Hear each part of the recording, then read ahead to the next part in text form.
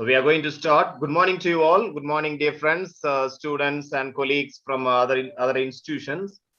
We have in our midst the principal of our college, Dr. K. Palraj, the resource persons of this day, Dr. Shija Lakshmi and Dr. K. Anup Krishnan, pardon, Dr. K.G. Srija Lakshmi and Dr. K. Anup Krishnan. This program is organized by the heads of our department, Dr. N.T. Nivedita and Dr. C. Isaac Sopanraj, and myself, the coordinator. So I welcome you all to this session. We will have a very small, brief inaugural session in which our principal will be the president of the session. We'll have a small presidential address and the speakers will be introduced. And by then we'll be going on to the talks. So now let us begin this inaugural session, or we'll begin this national level webinar with a prayer from Dr. A.K. Kirubavasam of our department. Sir, am I audible, sir? Yes, you're fine. Let's pray. Almighty God, Heavenly Father, we praise and thank you for this day. We come to you this hour asking for your blessing and help as we gather together virtually. We pray that you would deepen our comprehension, broaden our thinking, and transform our understanding of what we are about to study. We humbly ask you to shower our speakers today of your greatest inspiration so that they may share the most of their knowledge, heart, and soul in their respective topics. Fill this meeting with your presence, Lord. We ask this in the name of our Lord and Savior Jesus Christ. Amen. In the same spiritual mood, we shall hear the prayer song. Am I audible? Yes, you're fine. Sarvalogadeva namaskaram. Sarvasirashtigane namaskaram. Tarai kadal uyirvan sagalam padaitha dayabara pidave namaskaram. Tarai kadal uyirvan sagalam padaitha dayabara pidave namaskaram. Torilone namaskaram, Mundilondone namaskaram, Katadi Kata Karuna Samudira Dutyadriye Gatva namaskaram, Katadi Kata Karuna Samudira Dutyadriye Gatva namaskaram. Thank you. Thank you for that pleasant music song. Okay, now let us all hear the Tamil Thai Valtu.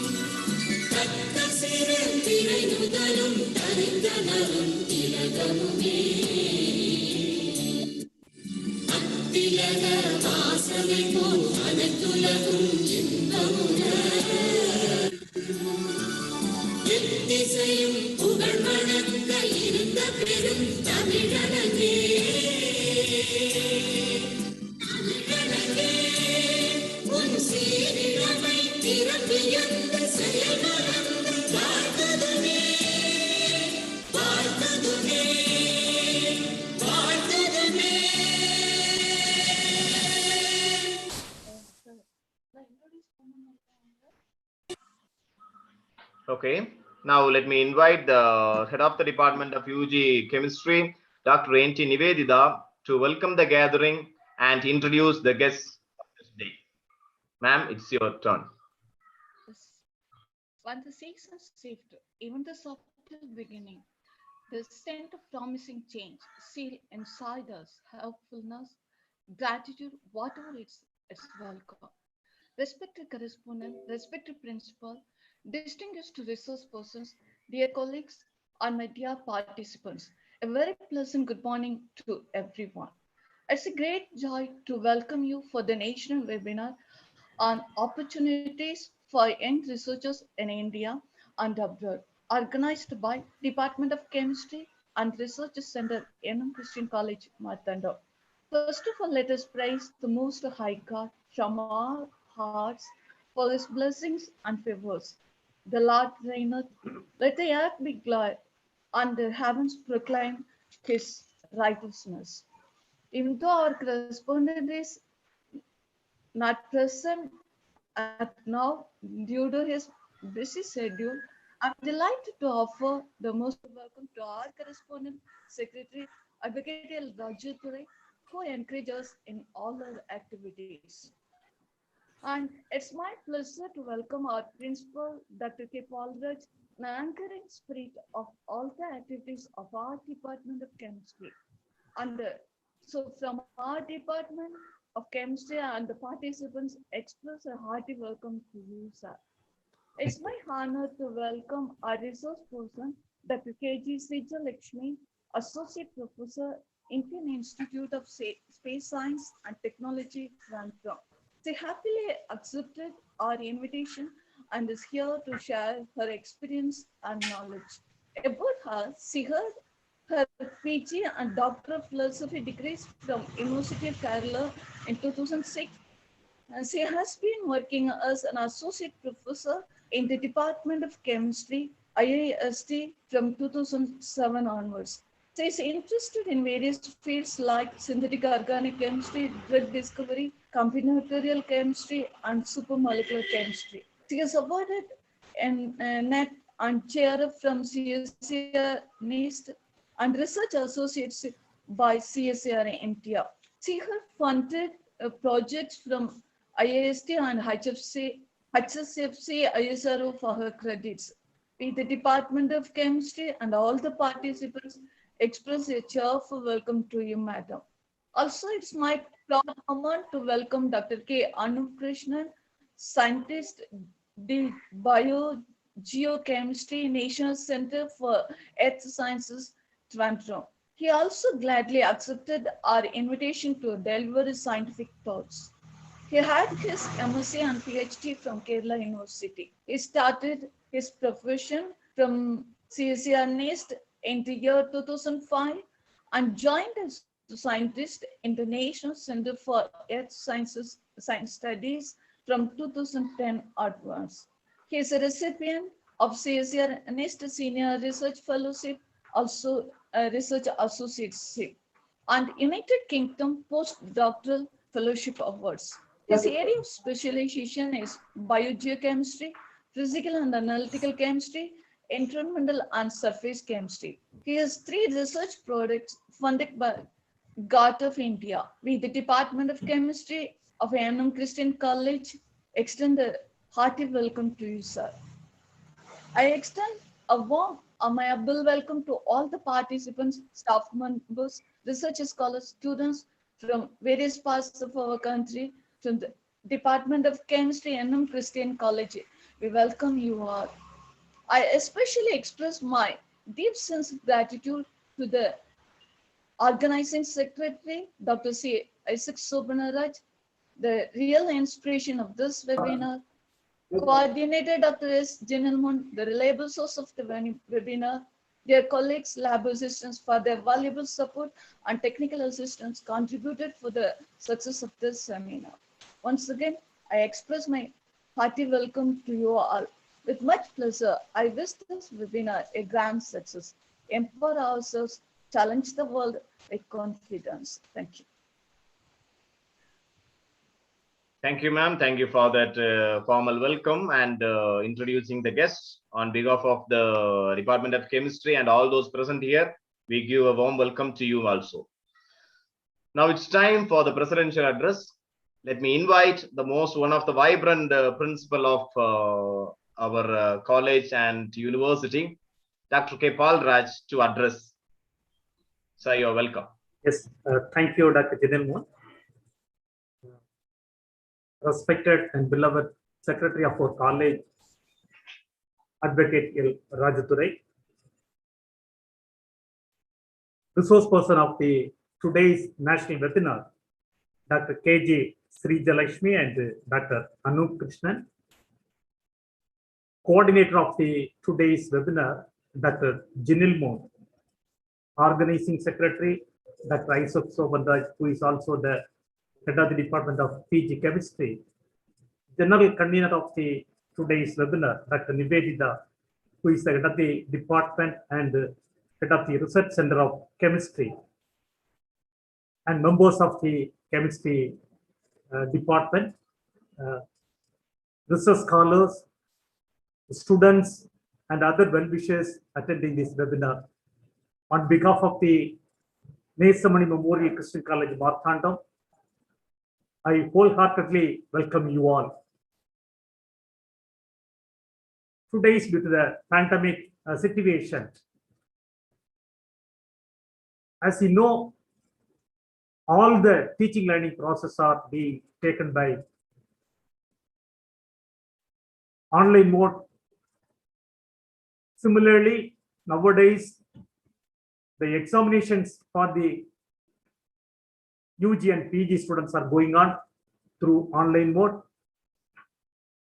In the meantime, most of the departments of our college are conducting webinars, our faculty development program, our quizzes related to their subject or in general knowledge. Chemistry department of our college periodically conducting webinars, also seminars. But today's program entitled on opportunities for young researchers in India and abroad. Something different from the regular topic. Because nowadays, research activity being taking place for different purpose. Normally, all of us getting education, either formal methods or informal methods. Informal methods means by our experience, by the nature, through our parents, our friends, we are acquiring much knowledge. But through the formal mode of education, in which there are three important stages, that is school education, college education, and finally research education. Only few percentage of the students only reaching the research education because of the employment problem or unemployment problem. Nowadays, many students are opting research mainly to fulfill the minimum eligibility for getting appointments in colleges. That is one aspect. But many scholars, by their instinct, aspiration, and awareness, they continue their research activities. There is no end for the doing research for our research scholars. As I mentioned earlier, for the research scholars, most of the research scholars, they're opting for the job in the education institution as a teaching professor, but lot of other area is also open in the world. Keeping this fact in our mind, the Department of Chemistry is arranged this wonderful webinar, opportunities for young researchers in India and abroad. Not only in the educational institutions, the research scholars can find a suitable place various sectors such as industrial sector, agricultural sector, defense, soil, etc., etc. By attending this webinar, our experts, resource persons, Dr. KG Srija Lakshmi and Dr. Anup Krishnan will present what are the important channels or ways available in the world to reach our motto or to reach our aim in our life. I hope those who are attending this webinar will be enriched or benefited with much knowledge on the various opportunities. At this juncture, I once again welcome and thank our resource persons, and also I thank our members of the organizing committee, Dr. Jinil Mohan, Dr. Isaac Sobanraj, also Dr. Nivedita. Especially I thank our honorable correspondent for his constant support and encouragement for conducting such academic programs. Have a nice day. Thank you one and all. Thank you, sir. Thank you for that nice address. On behalf of the department, we thank you for your presence and for sharing the session. On behalf of the department, all those assembled here, I thank our correspondent who was supposed to join today, but he is not available due to his tight schedule. I thank the management on behalf of the department for giving us this permission. I thank all the department, all the members of the organizing committee, all the staff of our department for their constant support and guidance. Now it's time for the seed of this day. We are going to hear from Dr. KG Srija Lakshmi first. Now let me invite the distinguished guest, Dr. KG Srija Lakshmi, for the first session. Ma'am, you are on stage. Yeah, thank you. Thanks a lot, Dr. Jinil. So give me a second so that I can share my screen and start the talk. Okay.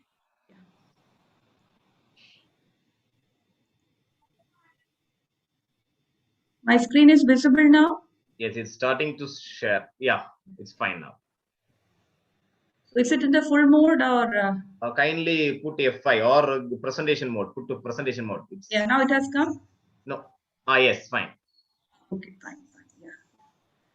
So it's a happy morning, and I am so glad that I'm able to be in this particular platform, for which I thank first of all, the management of NMCC who has given the permission for this particular lecture, as well as Principal NMCC who has been guiding and inviting me for this particular lecture, along with the faculty colleagues of Department of Chemistry and other departments who have already joined this particular program, and most importantly, the delegates, the future researchers, and the future guiding lights for the nation as well as the whole world, who will be giving much back to the society by their ardent research endeavors. Okay, so to be precise, I think because the topic of this particular webinar being very broad, I felt that I should actually focus on, say, a very broad and a multidisciplinary field, where I can just tell you about what are the ingredients there, what are the challenges associated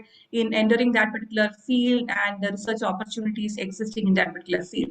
So the area chosen in this particular webinar today for my presentation is space biosciences. Okay, so as we all know, Indian space program has entered into a new era where we are going to have the humans being sent to space. Okay, so associated with taking life into space, the challenges are so many, and with every challenge, as we know now, the research opportunities are also ample research opportunities, or in fact abundant research opportunities are available.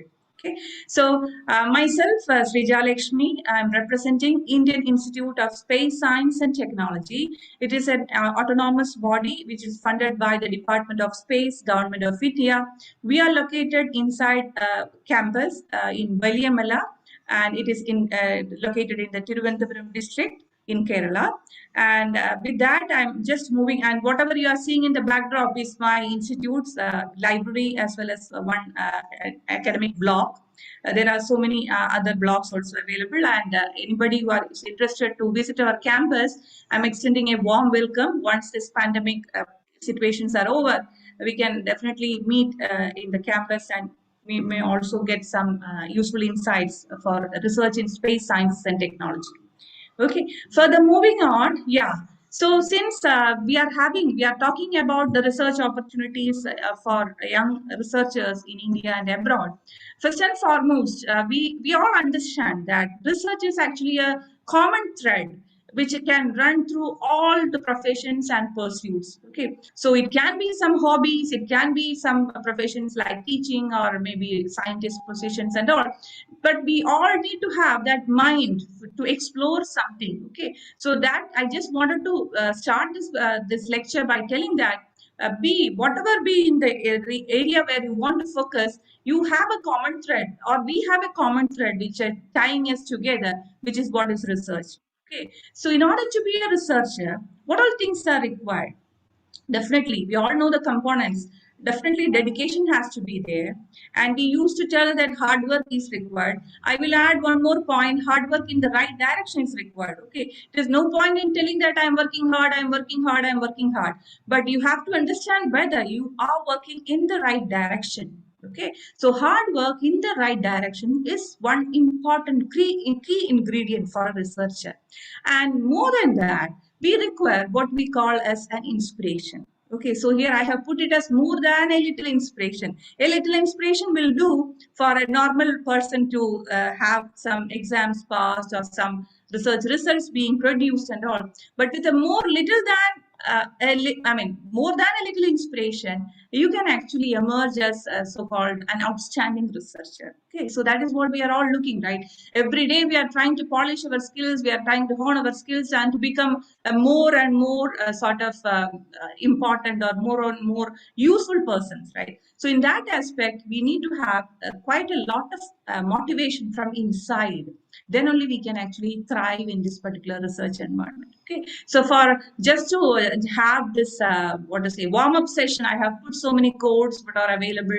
I'm pretty sure that we are all familiar with these codes where people say that what is research about. Somebody say that it's about seeing everything that everybody else is seeing, but at the same time thinking what others have not thought about. Okay, and as in the words of Albert Einstein, the highest form of research is actually imagination. Once you are able to imagine, once you are able to dream, in words of Dr. APJ Abdul Kalam, in fact, I'm fortunate that I have been working with him nearly for 6 to 7 years. In the beginning of our institute in 2007, he was the first chancellor of our institute, and we had quite a lot of discussions whenever he used to visit in our campus. So for him, the sort of motivation and thinking about how useful you can become to the society, these all things are actually propelling us towards becoming a useful researcher. Useful in the sense that our research outcomes should be translated into something for the benefit of the society, then we will become actually the real research. Okay, and along with this creation of knowledge, okay, we are trying to find out something those others have not yet found out. Along with this research, we get to have so many challenges. Okay, so even for example, since we are all chemistry people, the dispersion of certain nanomaterials into proper solutions or into proper solvents, it's a great challenge mostly, right? So we try to find out ways in which we can functionalize our materials, this and that will be done, so that the challenges are actually overcome by relentless effort from the researchers. Okay, so along with the challenges, one important aspect that I wanted to point out to this particular group here, all are aspiring to become outstanding researchers. So with every challenge, we come to, or we get to know, or we get to get more of so-called opportunities. And with opportunities, this particular one quote, I found it very catchy, very important, because we all understand that we get many opportunities throughout our career, throughout our life and all. But somebody is telling that these opportunities are like sunrises. Okay, it is like we are going to Kanyakumari or somewhere to see the sunrise. Okay, if I'm a bit lazy to get up at the time of the sunrise, I'm going to miss it. Okay, but the sunrise existed, but I was not able to grab it. The reason is that I waited. I waited for that, or I was prioritizing something else. Okay, so the point is, unless until you take it at the right time, the opportunities are not going to wait for you.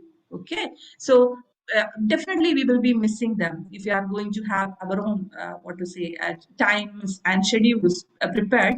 We are going to miss it. Okay, so this is what I wanted to tell to you about opportunities. So here I'm going to discuss to you on certain opportunities which are currently available in India.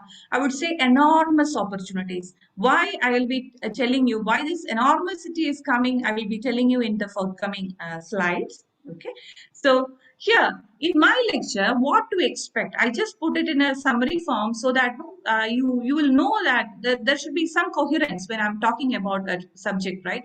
So in this particular topic or in this particular presentation, I thought of sharing with you, in fact, a new or an emerging field of research in India, which it's actually a multidisciplinary domain, which I call as space biosciences. Okay, so my lecture will start with an introduction to space biosciences, and in that I'll be talking about the challenges associated in this particular area of research. As I mentioned, the challenges are going to be the upcoming opportunities, right? So you can actually grab them, and the vision of the space biosciences program in India, because I happen to be a member of the microgravity vision committee constituted by Indian Space Research Organization. So I'm a member of that particular brainstorming committee. So we have put forward some vision statement for the upcoming research in this domain in our country. And along with that, I'll be discussing about the prospects and the opportunities for research in space biosciences. And before concluding, I will talk about some of the research initiatives that is already existing in IISc. Why I'm talking about that is because some of you may be planning for your master's or planning for your PhD programs. So there are ample opportunities within IISc to continue with research in space biosciences also. Okay, so since as we are talking about the space biosciences, we need to understand that this has been a long researched area in the global scenario. And when we are talking face to face here, even if it is an e-meeting, when we are talking to each other here, the International Space Life Sciences Working Group, ILSWG, okay, ISLSWG is already existing with the participation of the 7 nations and their respective space agencies. Okay, so the point is, the space programs, even though we are talking about the opportunities existing within the country, it is going to be a global opportunity. Okay, because space is one arena where we actually shake hands with so many people. Otherwise, it's a very, it's a costly affair that single countries, especially developing countries like India, may have problems in achieving every dream of us with working single-handed or sole-handed. So we also try to have establishing collaborations with other international space agencies. As and when I proceed with the presentation, I will talk more about our existing collaboration.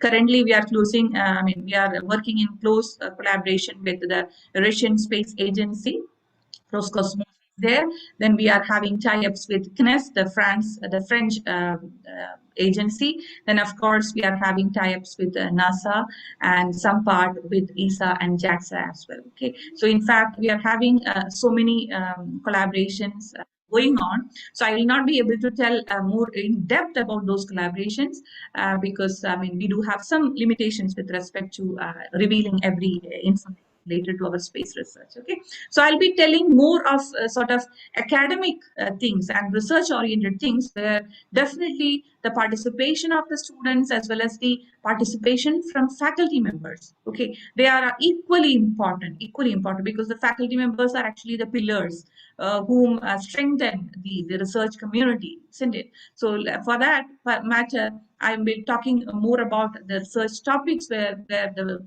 attending faculty members can also take up in the future if they are interested in. Okay, so again, I think this slide, whatever I'm showing here, is something which is familiar at least to 50% of you people. So I'm showing, whatever I'm showing here is one station, where this is one among the research platforms which is all the time orbiting around the Earth. We call it as International Space Station. So this is one platform, research platform, which people eagerly look forward to conduct the space research or research in microgravity. So this particular orbiting research laboratory is at an altitude of 408 kilometers above the Earth's surface, and it is continuously rotating.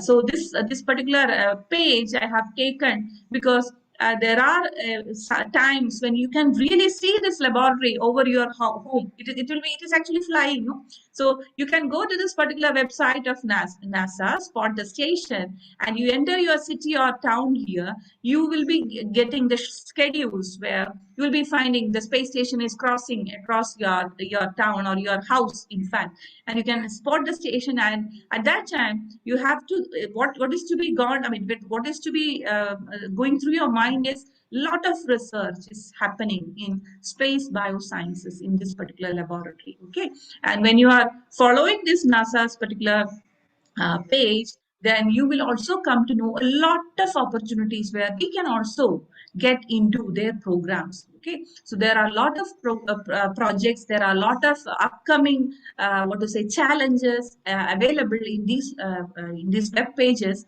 which definitely will inspire you to take up the research in this particular area of space biosciences. I just wanted to tell you that there is even one app is available. You can just download it in your phone, and whenever this space station is going to cross your city or your home, it is going to give you an alert. You can simply see it and get inspired. Okay. So it is. I actually, I enjoy with my son in seeing these many things. These ISS sightings and all. Okay, just for information, I just wanted to pass this on. Okay, so for those who are not familiar with space biosciences, let me give you a very short or a brief intro. So the space biosciences, what all domains make this particular huge branch of I cannot tell it only as a science branch. It's a branch, in fact, science and engineering has to go hand in hand. Okay, so that is the advantage where we capitalize on, because in IIST we do have science as well as space sciences as well as engineering going hand in hand.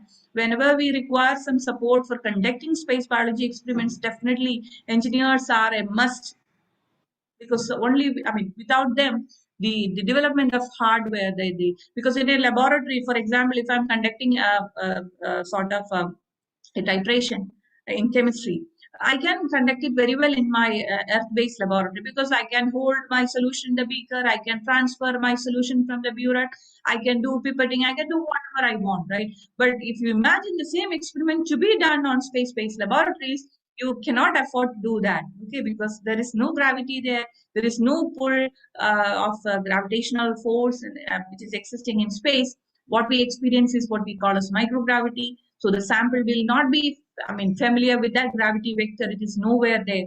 So the problems associated with those things to be addressed when we are conducting space bioscience experiments. Okay. So for a definition, we are looking for the live specimens are being considered as the experimental subjects in the case of this space biology experiments, and we'll be trying to study the biological and biomedical processes, whatever we are focusing on. It can be the radiation damage happening to our cells. It can be the rate of metabolism being affected by the space conditions. It can be anything, everything that we want to understand about our body. The reason is that the life on Earth over the past 4.2 billion years or so has been made and tried on this particular Earth where we always felt that 1G force acting on us, right? So accordingly, all the physiological functions of the body are also attuned to that particular gravity. Okay, so when we move to that from that particular earth-based laboratory to space as the laboratory, then we enter into the realm of what you call as space biosciences. Okay, and the space biosciences, in fact, started early, before 1950s. It started on ground-based experiments, or maybe some rocket, some sounding rocket experiments, some balloon experiments. So there are different platforms where we can actually conduct the space analogous experiments. So if you ask me whether everybody will get to know or get an opportunity to go to space or take their experiment to space, I can frankly admit, maybe we will not all get the opportunity to really fly our samples to space. But what can we do? I'm very enthusiastic. I'm very passionate about space research, but I'm not getting an opportunity. I ensure you that we do have platforms on Earth. We can simulate the so-called microgravity on Earth-based conditions as well. So I'll be talking about the research in that particular direction happening in my laboratory. My students have developed something, some microgravity simulators, and with that we are conducting some microgravity experiments on Earth itself. So it is possible. So there are opportunities for collaborations also. I will tell about those aspects also. Okay, so when we consider space as a laboratory, we are entering into the realm of space biosciences. So in the early years, for example, in the 1940s, the end of the 1940s or in the beginning of the 1950s to the 21st century till now, the early years actually focused on the assessment of the ability of the living organisms to survive spaceflight.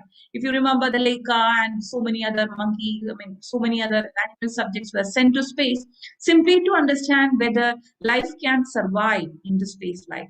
Okay, so there, because the technology during that era was not that developed. Okay, so that we were not giving, or we were not able to give ample attention to all the aspects. So as a result of which, many of those space travelers, in fact, most of the animals, they actually, they lost their life. Okay, so in fact, the beginning of the human space programs across the globe, we actually should thank so many animals who actually they have to surrender their life. So many such aspects are also need to be understood. The history of the research that happened in the chosen area, that is also a very important aspect that we need to know. Most of the time, when we start researching, we are only focused, or we are only bothered about getting some result. Okay, I'm trying to make a nanomaterial. I just want to have that nanomaterial made. I just want to have the SEM recorded, TEM recorded, XRD recorded. I have a set of data in my mind. Okay, if I'm only focusing on those aspects, I'm afraid we can become a passionate researcher. Okay, a passionate researcher should always be thinking about what went before me, who walked before me. Okay, so the literature update, that is why whenever you are into research, your faculty advisor will be telling you, bring the literature and then we will discuss. The reason is that the literature, or who all walked behind us, before us, this is going to be very, very important for any researcher. Okay, so that aspect also I just wanted to highlight, because this is not into the subject topic. I just wanted to tell you how, or the best researcher can be molded within you. Okay, so that is our individual responsibility, right? If I want to become the best researcher, it is my sole responsibility to find out ways to do it, right? So attending topics or webinars like this may be a small addition to your endeavor, your effort in doing so, but the real effort has to come from within. Okay, you always need to be a self-motivated person to become a real or a very adorable researcher, I'd call. Okay, so by this space research, and we are coming back to the space biosciences, by this research, whatever has already happened till now, the 21 years of research in ISS was continuously, the International Space Station was continuously having human habitation or human presence for the past 20 to 21 years. So what do we know now? because so many animals, so many humans, so many plants have been tested. So this human body experiments, plant experiments, food experiments, animal experiment, habitats, building habitats in Mars and all. These are all now sort of artistic imagination is involved. So artists also, economic aspects are involved. So economics also comes as a big research topic in space. So space is a particular research realm where you cannot separate anything from anything. Everything is a sort of an intricate network. Okay, and you need to have the best of cooperation happening between the members. Then only you are going to survive, or then only you are going to reap the success from such space endeavors. Okay, so being part of the space organization for the past 15 years, I have been fortunate to work with the stalwarts in the field. So many, what to say, Padma Bhushan, Padma Vibhushan, Bharat Ratna, sort of, I mean, these are people who they actually proved to be, I mean, visionaries or very, very useful human beings for the society, right? So the way in which we interact with them also will lead for us to inherit some of the good qualities. Okay, so the why I'm telling is that whenever you are doing your research, whenever you are doing some sort of I mean intellectual exercises, getting along with very good mentors is also very important. Okay, and mentors should be very mentors are very important. Your friend circle are also important. Okay, because research requires a sort of self-criticism also should be there, and you should be also willing to listen to others. Okay, so these are all aspects wherever you go, whether you take up research in India or abroad, these all factors are should be there, otherwise there can be problems coming in between. Okay, so I'll be switching back and forth between the topic and the general aspects of this particular webinar, I mean, general topic that you have assigned. So now from this ongoing research or the research that happened in the past, currently we know that the exposure or the withstanding the levels in which these microgravity and cosmic radiation and the rigors of launch as well as re-entry, those are tremendous things. I mean, very difficult to survive during those launch and re-entry time, because the G factors, the G values will be crossing depending upon, of course, your space shuttles and all. It will be crossing up to 4 or 5. I mean, earlier days it used to be very, very high. That is why our these space travelers were not able to survive, like this Lenka and Mangi and whoever went earlier. Okay, so from that era, now we are actually moving into the focus area where we are trying to find out the biological changes occurring at molecular level. So we are now confident that the whatever phenotypic changes or what are the macro level observations, they are pretty good documented. Okay, but again, I have one more important point to be made. These documentation, I mentioned it has been already done, but we have to make one more. I have to make one more important what to say statement here, that with respect to Indian subject, okay, with respect to Indian space travelers, some of these aspects are having a tremendous variation. So Indian space research is now entering into this particular area where we are also trying to learn more about this space biosciences. Okay, so here the space is going to be considered as a laboratory. So these are actually more into what is space life science and all. Excuse me, somebody is talking there. I think if they can mute the mic, that would be great. So we are considering space as a laboratory, and an altitude above 18.29 or 18.28, above which you cannot survive without any additional life support system. That is what we call as the physiological space. And in this lecture, whatever space bioscience I'm talking about, we are more concerned about the physiological space. Okay, so what all the experiments that have been conducted in these laboratories, because you can see the balloon flights 1946 it started. You see the experimental organisms, I have highlighted them. Fruit flies in special, there is a reason for that. I will tell about why the fruit flies are important to me. Okay, so these research already happened, and the outcome of the research is mentioned, and you can have more details because this is not a research-based, result-based presentation. So I am just skipping the research details and all. Anybody interested can please go into this particular website and have the full read of this full details. Okay. And again, when I'm talking to you on this particular topic of space biosciences, there is already a program, Expedition 65, going on the ISS, which I showed you earlier, and the mission started on 16th April this year. It is in progress, and it is expected to end the mission by October 2021.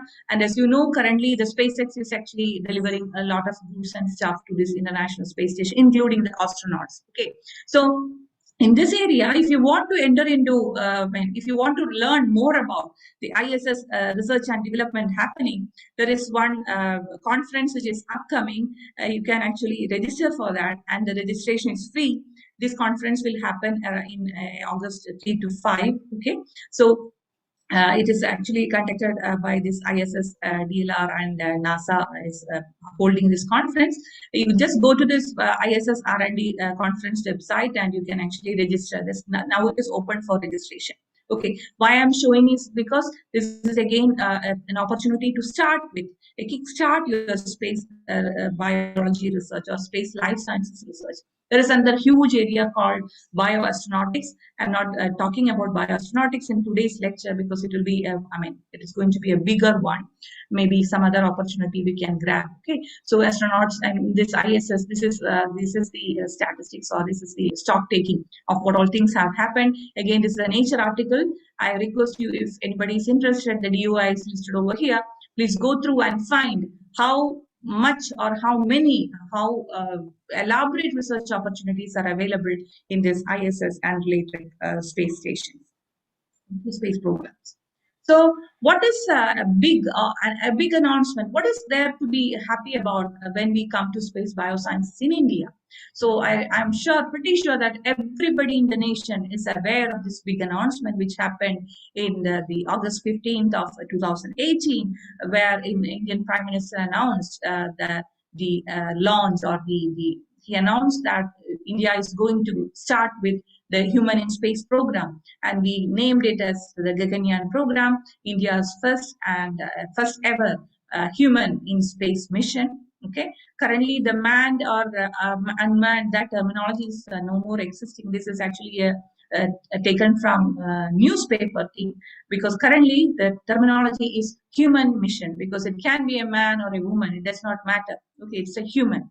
Okay, so just for information for you. Okay, so here what we are trying to do in the Gaganyaan program, we already are working on that particular different aspects of Gaganyaan. What we are trying to do is we are going to take the capsule, which are having 3 crew members. The crew members have completed their training in Russia, and now they are back into country. So the training is ongoing. So here, our aim is to keep the module, as a space module, in space for 5 to 7 days, and then it will be having a splashdown at Arabian Sea of the Gujarat coast. And by that, once we execute that particular thing, it was announced earlier to be launched in 2022. Till now, the rescheduling has not happened, but as we all appreciate, there can be definite problems with the keeping up the schedule. But as we know, ISRO is so good at doing things at very short span of time with very low cost. Okay, so by doing or by launching this particular thing, we are going to become the 4th nation to launch a human space flight mission. Okay, after this many countries. Okay, so what is happy about this one? This aspect anyhow. The happiness comes with the opportunities which are accompanying, okay, this space flight of Gaganyaan, especially Gaganyaan. So not only in the areas of space sciences, the technology development experiments are equally or maybe critically important in this mission. So host of opportunities not only for science students but also engineering students. In fact, the whole country is going to benefit a huge in terms of opportunities when it comes to the announcement of this Gaganyaan and the upcoming missions. And at this context, I will announce one more thing, that the country is already, our ISRO is already working on setting up space station. Okay, China also already started building its space station, its independent space station, right? So India also has announced its own space station set up by 2030. That means that we have to start working right now. Opportunity, this is the right time. NMCC has arranged this particular webinar at the right time. I would say that, so that I know I just got an opportunity to talk to over 800 participants who are sitting over here to tell you that lot of research opportunities are coming within the country in this particular area. Okay, so this space biosciences, there's in the beginning, how can we get into the opportunities, or how can we know into the opportunities? The best way to do is just follow the Indian Space Program or Indian Space Research Organization's website. Okay, so definitely we are having areas like astronomy, astrophysics, atmospheric sciences, planetary, earth science, and all going on. Along with that, we are going to add one more domain. It's a huge domain, space biology. Okay, so in the initial years of space biology, the opportunities actually exist within the identification of ground-based analogs. That is what I was talking about. I'll show you one analog that platform that we have already prepared as a microgravity science platform. Then definitely you can look into the flight opportunities, because the flight opportunities or the experiment opportunities for conducting microgravity science experiments, it comes in the form of so-called announcement of opportunities, AO call. We call it as AO call. When you go into ISRO site and see, because whenever you are going to research opportunities and all, you will find that respond link and all, right? So similarly, the announcement of opportunities already are existing in the ISRO's website. You just go and see whether something is matching with your expertise, or something is matching with your passion or interest in the particular area. Definitely, you can start applying for that. Okay. And you can have your own research teams within your college. Okay, against this expression of interest calls will be coming up. So you have to have more and more people coming in and collaborating. Okay, then the space biology proposals can be set up, and you can actually whenever the ISRO is soliciting biology experiments or space biology proposals, definitely you can submit it, and definitely they will be getting funded. Okay, and as academic institutes, we also have some more sort of responsibility to train the next gen scientists, right?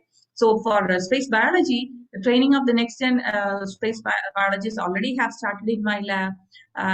Having one very unique payload. In fact, the first space biology payload for the human space mission of our country, the Gaganyaan, is going to be developed from my lab. We are already working on that. We call it as a Drosophila experiment.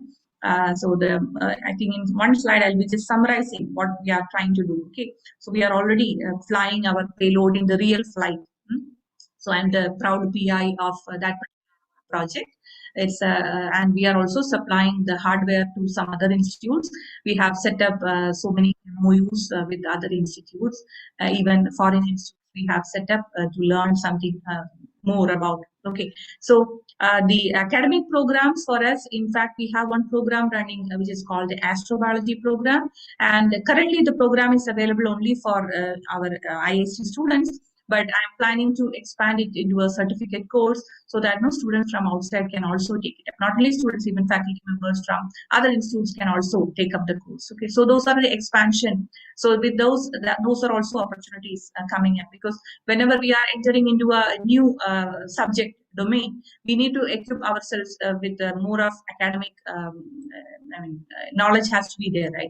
So we have to take more and more courses, and we have to have experience and exposure in related areas. Okay, so why this space biology? Because definitely the societal applications are something, because whenever we think about space, people have a different opinion, because we spend a lot of money, right? But whenever we think about greatest or the most used inventions on Earth, many of them came from it's an offshoot from space research. So in that way, space research is not that money wasting phenomenon. Okay, so we do have ample thing brought back to Earth and dissipated into different societal applications. Okay, so one problem or one important aspect of space programs, as I mentioned at the beginning, is that the partnerships become critical, because the sustenance of the program is important, so that we need to have every time activities going on. Once we kickstart, for example, the space station or something, all the time the facility should be utilized. So for that, sustaining the program is important. For that, we will be having the partnerships which are being enhanced. Okay. So currently, what are the opportunities or what are the platforms available for conducting space biosciences? I have listed a few of them which are currently available in India. So the balloon facilities available with TIFR Hyderabad. You can explore those balloon facility. TIFR Hyderabad is having a website which tells about their balloon facility. Sounding rockets are available within ISRO. So we are having Tumba Equatorial Rocket Launching Station, one of the unique rocket launching stations in the world, where we carry out sounding rocket experiments, which can be used as platforms for space biology experiments, or in fact space science experiments or technology demonstration experiments. Other than that, certain ground-based facilities are also available. So we can conduct some of the hypergravity experiments in the normal centrifuges by having some modifications into that, or we can conduct experiments in so-called the clinostats. 2D clinostats are available, 3D clinostats are available. And in my lab, we have developed something called a random positioning machine. So that is also ground-based facility. So these are all facilities available currently within India. We can start exploring. If you are having some interest, definitely you can contact me later, and maybe we can discuss and find out what all things are possible. So this is equally applicable for the researchers, the aspiring researchers, plus our faculty members, if somebody is interested in this area. Okay, so this several scientific instruments already have been flown on satellites. Okay, and yet another opportunity, yet another platform is with respect to, because you all will be knowing the PSLVs, the Polar Satellite Launching Vehicles, the ISRO's workhorse. Okay, so that PSLV fourth stage also currently is being explored as one among the microgravity platforms to conduct experiments. So that is again one more opportunity available within the country. So why we are looking too much into the space biology? What is very unique about space biology? The unique thing about space biology is that when you take life into space, it becomes naturally our responsibility to bring back life back to Earth very safe, right? So at the same time, as we all know, since life has emerged on Earth with very, a Mother Earth is so kind to us, then, because the magnetosphere is protecting us from the space radiation, the Earth's gravity is holding every organs in place and all. So all these things are very much highly protected on the Earth, whereas the life becomes, the survival of life is highly challenged in the extreme environments of space flight as well as in the space environment. Okay, so as you know, the lower gravity levels and the harmful effects posed by them all are documented in literature. I will not go into the such results of this research. Okay, but at the same time, when we move from our home, when we are trying to move, even though we are so passionate to have interplanetary missions, this and that and all, when we move from Earth, we know that the necessary amenities that we require, for example, the air to breathe, the food to have, eat, and water to drink, everything, we don't have anything as of now there. But we don't know whether life is existing in some other planets. That's another aspect where we are talking about astrobiology, the exploration of life, whether life exists in another planet. That is what we are trying to explore in astrobiology. Okay, so when we travel, or when we are passionate to travel to space, we have to carry these all amenities or all these accessories along with us. Food has to be there, water has to be there, air has to be there. Okay, and apart from that, the radiation levels are severe, that you need to have very much highly protective sheets, covers over you. Okay, so the health risk imposed by this gravity, zero gravity conditions or microgravity conditions, plus this radiation levels or the space environments are so risky for humans. Okay, so to address these challenges, so whenever there is a challenge, definitely we want to address the challenge, right? So along with addressing the challenge, we foresee many research opportunities. That is why wherever there is a challenge, there is an enormous, heap of opportunities are available. That is the area where we need to focus upon. Okay, so currently the country, the space, human space missions or the taking biology into space has not been very new. But for the country, for our own country, motherland, India, it is actually a very new thing, right? So what is the country, what is our country currently looking for? Because in order to address the challenges associated with taking life into space, currently our country is actually trying to develop indigenous technologies. We tell that NASA has developed this thing, ESA has developed that thing, JAXA has developed that thing, but how come we can develop something which suits our astronauts or which suits our space travelers, decanauts we call them, Vyomnauts we call them. Okay, so this is actually the area where lot of tremendous research opportunities are existing, because we have to design experiments to explore or to harness the potential of space laboratories.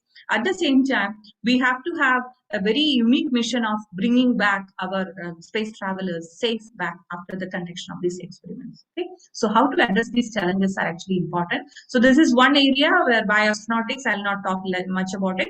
Biology, engineering, medical, and space life sciences. This is a huge area where fundamental biology is required. Engineering plus materials area, chemistry people become critical in this particular aspect. Medical professionals, doctors are required, and space sciences, hardcore scientists are required. Okay, so the human inhabitation of space can be facilitated only by utilization of sufficient engineering and technology, which are actually born out from the hardcore fundamental research which is happening at the lab scale, right?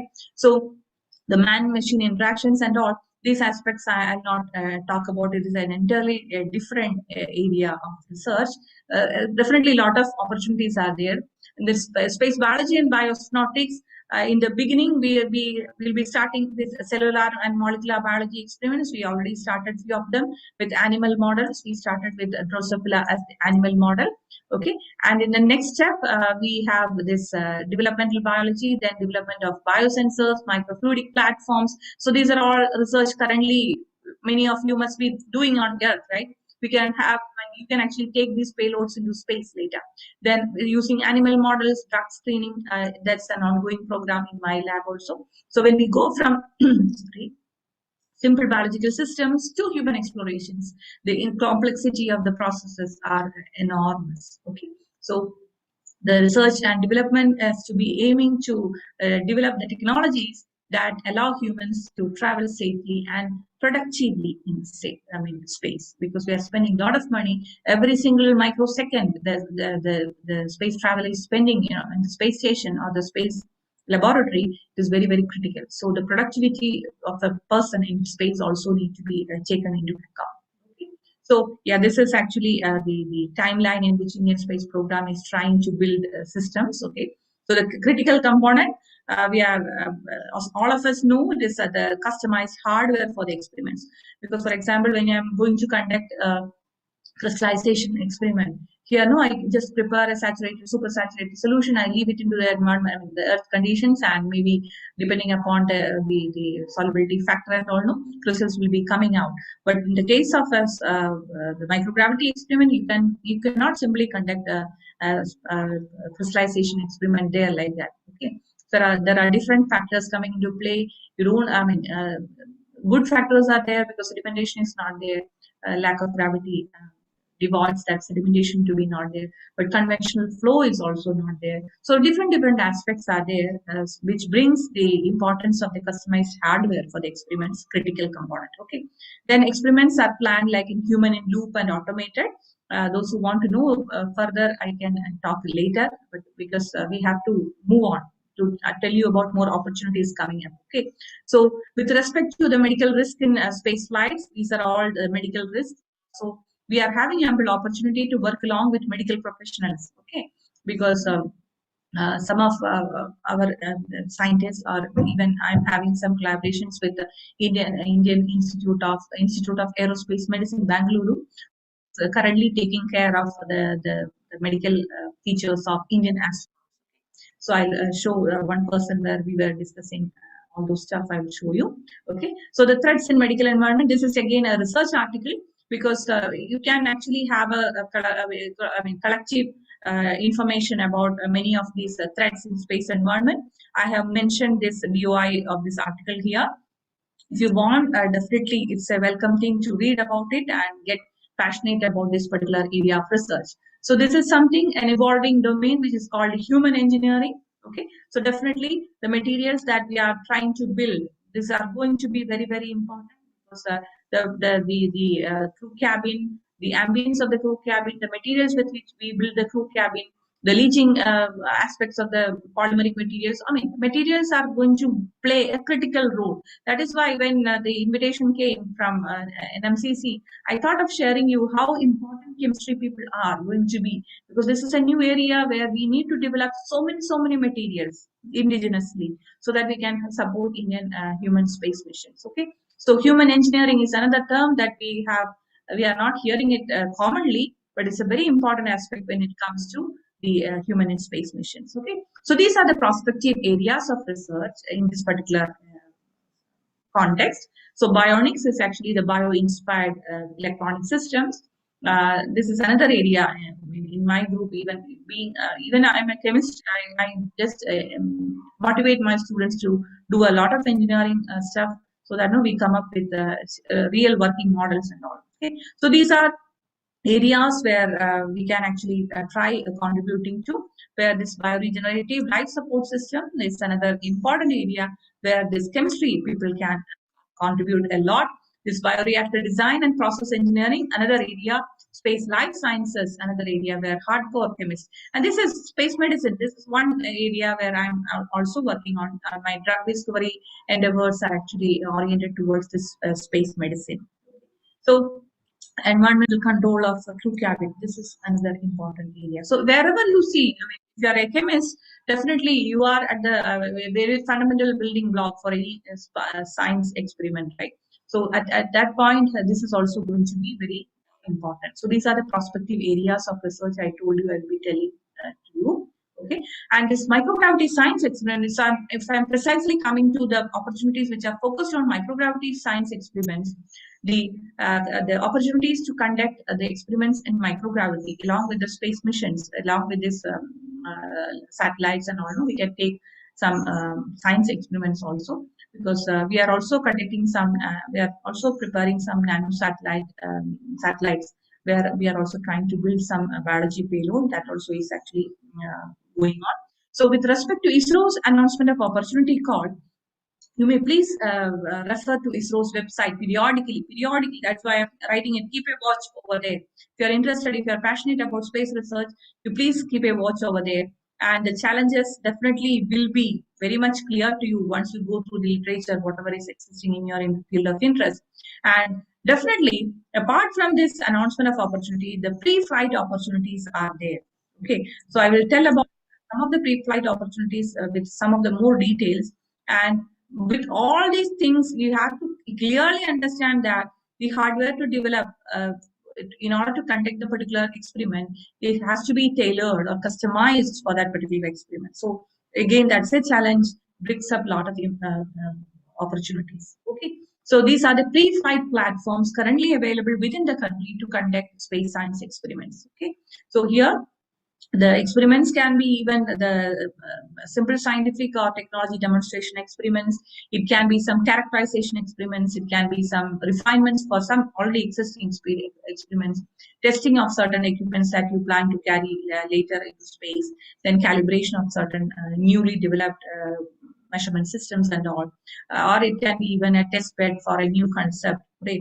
Or maybe it can be even continuation of some existing microgravity research. Okay, so there is another research institute, physical research laboratory. Again, it's a DOS institute where we are having people working in space sciences and astrophysics, astrobiology, and all. Okay, there are, I mean, within the country also we are having other laboratories also. Okay, so this pre-flight platforms include satellites, scientific balloons, then PS4 platform. This is our Polar Satellite Launch Vehicles 4th stage, okay, and sounding rockets. I will tell slightly more details about the scientific ballooning. As I mentioned, this scientific balloons are available in GIFR facility. So they produce balloons, they launch balloons, they help you with the data collection, and they help you for the recovery of the payload.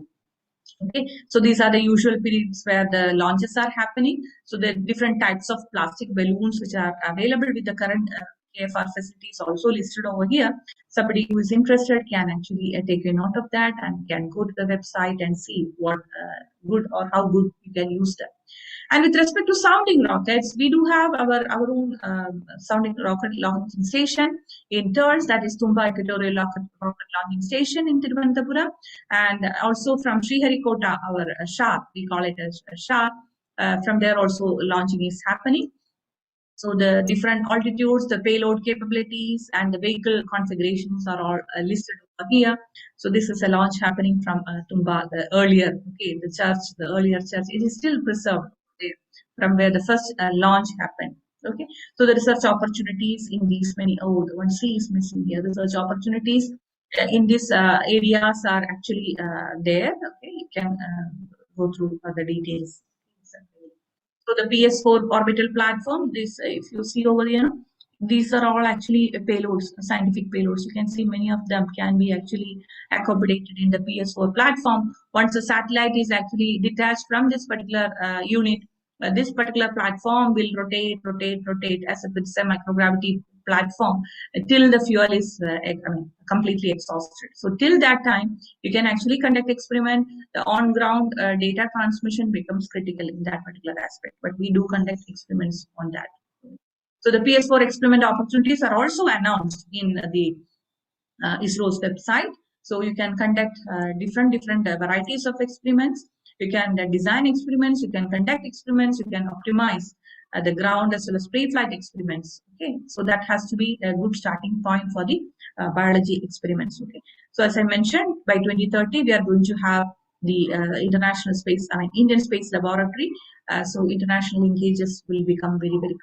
So these all are talking about opportunities. Opportunities are so many and enormous that we don't have sufficient human resources to handle these many opportunities, in my opinion. Okay, but fortunately, the upcoming generation is actually highly motivated towards these things. So I'm pretty sure that our country can be proud with so many acclaimed researchers coming up in these areas of research in the upcoming times. Okay. So, as I mentioned earlier, these accomplishments in space, are we wasting money? No, we are not wasting money, because most of them have an impact on Earth. The GIS system, currently, no, you tell our Google Map or somebody to tell you the location and all that. Simply, the GIS system was developed for the space applications. Okay, this color display monitors, these forms, wherever we are sleeping, no, this bed and all. These forms actually were developed as part of space programs. This child is holding a small vacuum cleaner. It was in fact developed for the space station, cleaning up of the space station and all. So all those stuff, whatever was developed, it became later improved products for people to use on a daily basis. Okay, more than 2,000 or maybe even 3,000 products are spin-off from space technologies. Especially a lot of them are in medicine, like neuroarm, the telemedicine, LBAD and all. These are all spin-offs. So you can actually go into this particular ISRO's Technology Trans website, where you will be seeing our developments on the Jamshedpur, the Jaipur foot and all, prosthetic foot, different sensors. Okay. So with respect to NASA, you can go to the spinoff.nasa.gov site. You will see a lot of them. The advantage is that you will get inspired by seeing, okay, we are not wasting money on space sciences or space research. It is in fact very much important for applications on here. This area I will not touch it upon because I think the time is also moving faster. So this is the research currently we are trying to conduct in our biology payload for Gaganyaan. So this is a background. Fruit flies are taken as experimental organisms. The reason for this stuff and all, it is, it's a huge, another big area I can talk about in hours. In 2-3 hours I need to require. Okay, so these are the kidney stone model. I will not tell details. So these are the overall research that is happening in my lab also. Okay, some drug discovery is going on, theranostic development is going on. We are all trying to take these all experiments into the space in the forthcoming days. Okay, so this is the one ground-based microgravity simulation platform that I was talking about. We call it as a random positioning machine. Okay, so this is a gravity vector averaging technique. So this was built by one of my project students, master's project students. Again, the engineering aspects I will not be talking here. In fact, this is having a very unique mechanism. So we are now going for a patenting type. A design protection is currently applied for this particular mechanism. I'll just show how it rotates. I'm not able to, yeah, this, I was just trying to have an animation of this particular aspect, but somehow, yeah, it's not working here. No issues. It is having two axes. They rotate separately so that the sample cannot perceive the gravity. Okay, so it will be randomly positioned. So that we come to have what is called this artificial, zero gravity or microgravity being simulated on our laboratory. Currently, so many experiments are being conducted in this, including plant experiments, small animal experiments, etc. So more details I will tell you if somebody is interested, and they can send a mail to me. Okay. So be it research on Earth or be it research on ground, space, perseverance is the key. I just want to tell our research scholars here to be not to be defeated by some temporary failures. Okay. Especially when we work on space research. We suffer a lot of failures. Okay? When you see the number of publications coming out and all, you will see that it's sufficiently lesser. The reason is that we will not be able to publish everything when it comes to space. Okay, so be it space research or be it earth-based research, perseverance is the key. Okay, so when it comes to, for a space flight experiment, it typically takes around 7 to 8 years to perfect it and send to space. Okay, so that many years we have to struggle. Okay, so if you are if you are good enough to have the motivation from inside, definitely no one will be stopping you. Okay, and key ingredients, what we need to have a very successful researcher is definitely we cannot restrict our vision to a national level. We should have a international vision. At the same time, we need to have that spirit, which is a national spirit, a strong national spirit, steadfastness. You cannot wait. Then definitely goodwill should be there.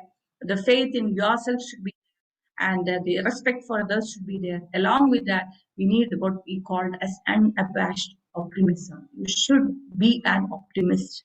Then only we can become a very useful researcher. Okay.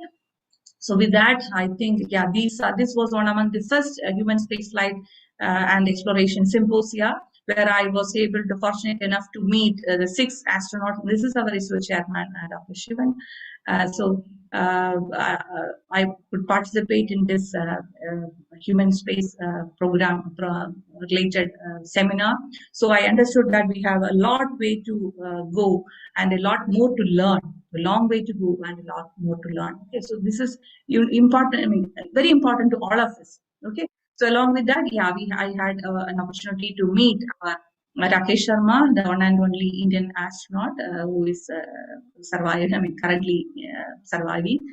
This is the only person. Okay, so I had a lot of scientific debates with him, and we have a lot of ISRO direct. This is the Indian aerospace medicine person, okay, Dr. Anupama Garwal. So she's again sort of my mentor, and this is my collaborator. She's from NASA Ames. Yeah, this is our Vyomnaut, our Vyomitra. So I had an opportunity to just go through, just see the functions of what all things it can perform and all. So, so many, through so many interactions, collaborations, we try to learn new things. Okay. So as a researcher, again, I would urge you to be a learner 24/7. You should be a learner. You should be keeping your eyes open. You should be keeping your mind open. Okay, when you are not able to keep your eyes open, you keep your mind open and dream about big things. Okay, dreaming small is a crime. That is what our corporate chancellor, late Dr.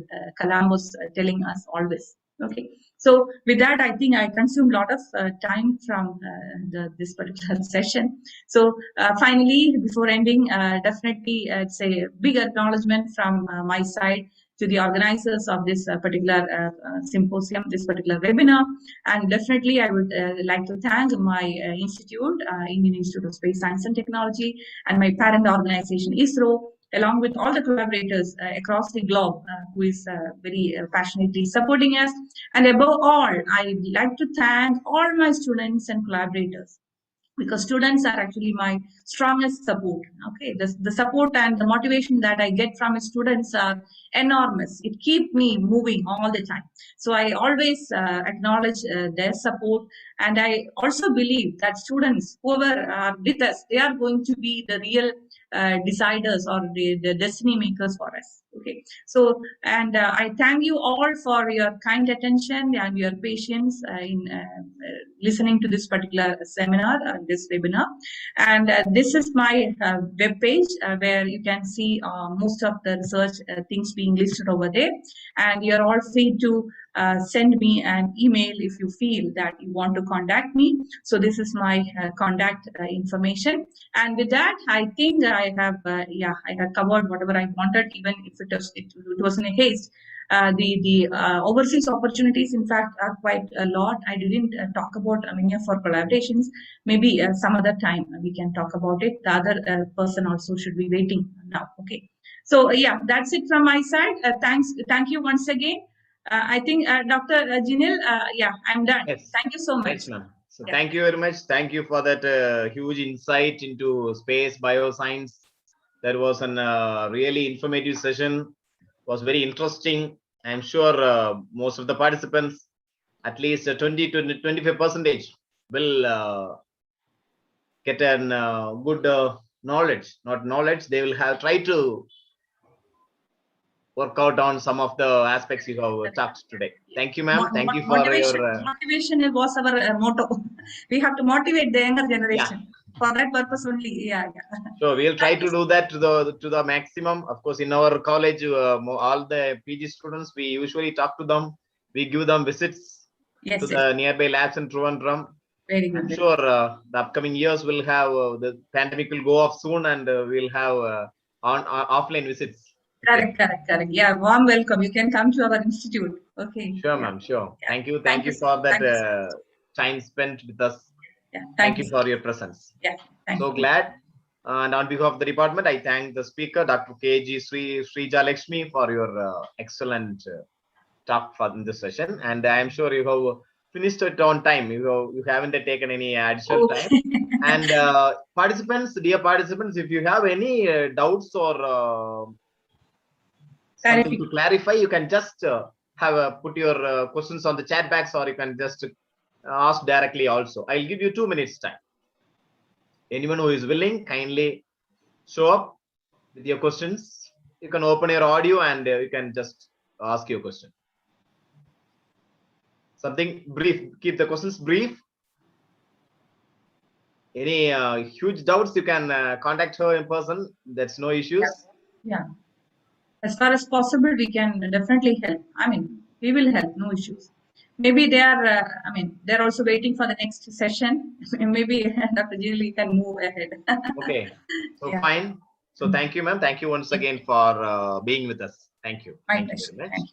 Now, let me call upon Dr. K. Anup Krishnan, scientist from NCESS, National Center for Earth Science and Studies, Trivandrum, who is going to be the speaker for the next session. So welcome, sir. Welcome on behalf of the Department of Chemistry and NMCC Marthandam. Welcome you, sir. Okay, thank you. Straight away, can I start? Yes, the stage is yours. Okay, thank you. Just wait.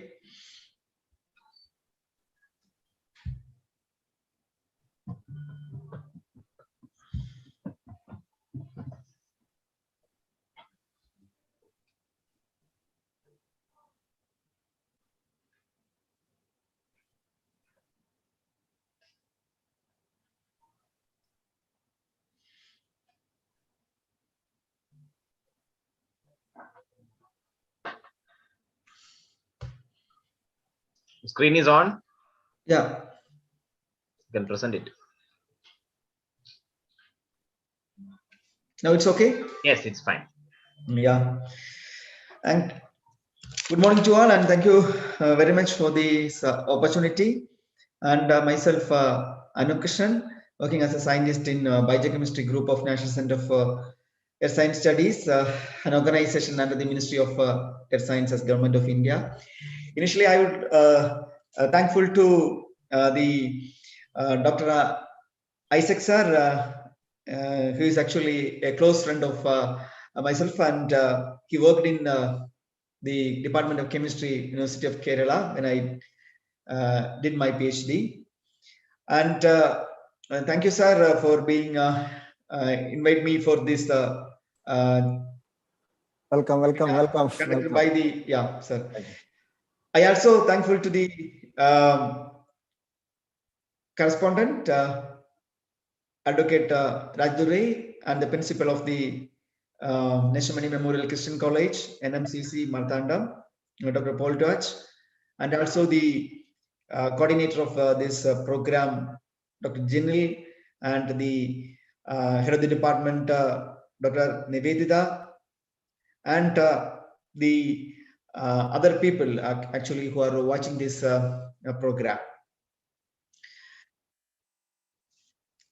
Actually, I would like to give a small account of the research opportunities in India and abroad, especially for the young aspirants. I would like to say those who are going to complete the MSc degree, or those who are doing PhD or about to finalize their PhD. Therefore, two important sessions, that is the one is for doctoral studies and other one is for postdoctoral studies. Actually, I would like to give a small window to the Indian science, also to the rest of the world. It's I am not giving a talk actually. It's only a way of traveling. How we can achieve the goals if you are highly motivated. How we will get the platform of ample research opportunities in and outside. Then I will point out some of the possibilities of some postdoctoral fellowships, of doctoral fellowships now that is available in our country and outside. And I am also very much delighted, because whenever I got a chance, especially in Kanyakumari district, in any colleges, WCC, Hindu or Scott Christian College or NMCC, I am always in remembrance of my grandfather. Actually, he is a late Professor V.K. Krishnadas. He is actually the former head Department of Hindi in Scott Christian College in Nagarkovil. Because he worked especially in Nagarkovil itself, because when the Scott Christian College, initially its campus is in WCC. Actually, he joined around in 1955, and accidentally the death happened in 1969. Therefore, I have a long years of I would say a collaboration or means touch with the institutes of Kanyakumari district. And I also thankful to Dr. Afsan Reggie also. He is also a faculty of that college, because he is actually doing PhD when I was doing the PhD in the same department. Coming to the topic, it is entirely different from what the last talk. Actually, the Indian students love to study abroad. Is it correct or not? I would like to say many Indian students prefer to study outside India, especially for the doctoral or even for postdoctoral studies. See, you can see the on statistics, the Indian students in abroad. See, most of the students always, there is no doubt, most of the people know that United States is a very good platform for Indians.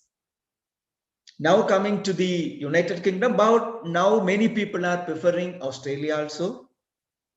In the last few years, with respect to the UK, many students are trying to go to the Australia. It is because, see, one person is going to outside country, especially for doctoral studies or postdoctoral studies, the first thing he prefers how to settle over there. That is why now the conditions, the things over in Australia is better than the United Kingdom. Therefore, the people are choosing other countries. Sorry, especially the Australia.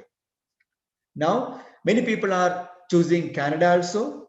The New Zealand, okay, it is going in a stagnant mode. See, in the early 60s and 70s, actually many people from, especially from, I would like to say that the elite segment of the Indian society sent their children abroad for studies. Today, that is not the case. Even many middle-class families send the students to foreign countries for studies. Therefore, the scenario changed. See, if you are look at in US, now around 2 lakhs of students are studying over in different universities of UK.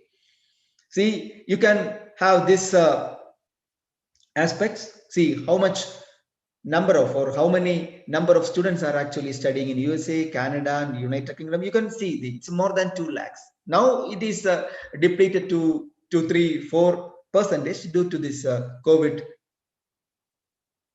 pandemic. Then followed by Canada. And as you know that UAE and Bahrain, because a lot of Indians already settled over there. Therefore, the number of students studying over there is also in a higher style. But now also many people are going to China also, irrespective of the Western countries. Then now the stage has been reached for the last 2 years. As compared with the percentage, the number of students going to Germany is very high. Why it is happening there is in the initial, especially in 90s, actually many Indians went over to US because the Indians know English very well and other Western countries. But during that time, the migration of Chinese to US is very less. But now they got a chance to study the English language, therefore the number increased. The same thing also happening in Germany like countries also, because Chinese are not highly fluent in studying or highly fluent, or they are not much be able to study the German as compared with the Indians. Therefore, those who are trying to go outside India, especially in Germany, Russia, or France, study their native language very well, because a lot of courses are running in and around, especially in Kanyakumari or Trivandrum or Chennai. Therefore, if you are studying German, then definitely you will get a better chance to be there for doctoral studies or postdoctoral studies. Then, as you know that the basic thing, we need a passport.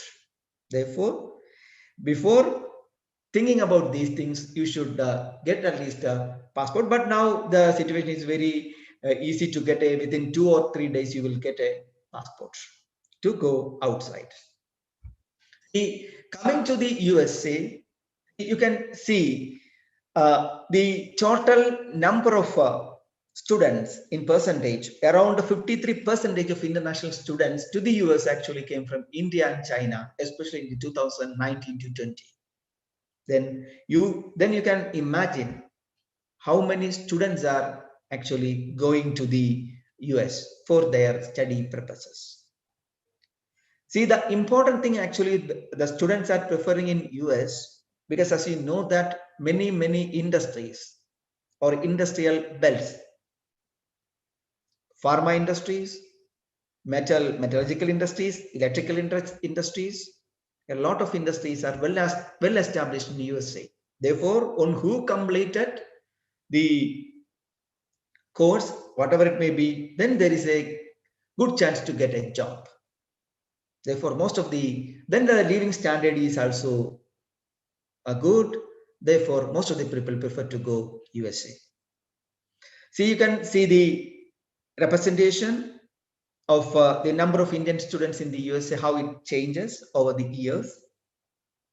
Then you have to think about the criteria for getting into USA. Why I am saying these things? Because you will have to prepare all those criteria well in advance. Because when if you are going to get some opportunities, then you don't worry about the criteria. Just like I already mentioned, you should need a password. It's a very small thing. Then the most important thing is the TOEFL and IELTS. Most of the people will know about the TOEFL, and you should have some score, because based on the score, the different universities will have its own criteria. They will set up a very high score. Some institutes will set up low score, but try to get a very good score. Then you will get into a very good institute or the university. But TOEFL is actually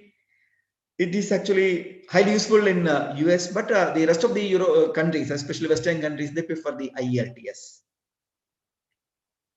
But it is to study the IELTS is little bit easy as compared with the TOEFL. Therefore, you should know about the things how we can achieve these examinations, TOEFL and IELTS in advance. And coming to the top US universities hosting Indian students, none other than the New York universities, having most number of students, around 20,000 students working during this period, especially in 2020-21. Then followed by Northeastern universities, then University of Southern California. You know, the California, a lot of Indians settled over there. Then Columbia University, then Illinois, Arizona, and so on.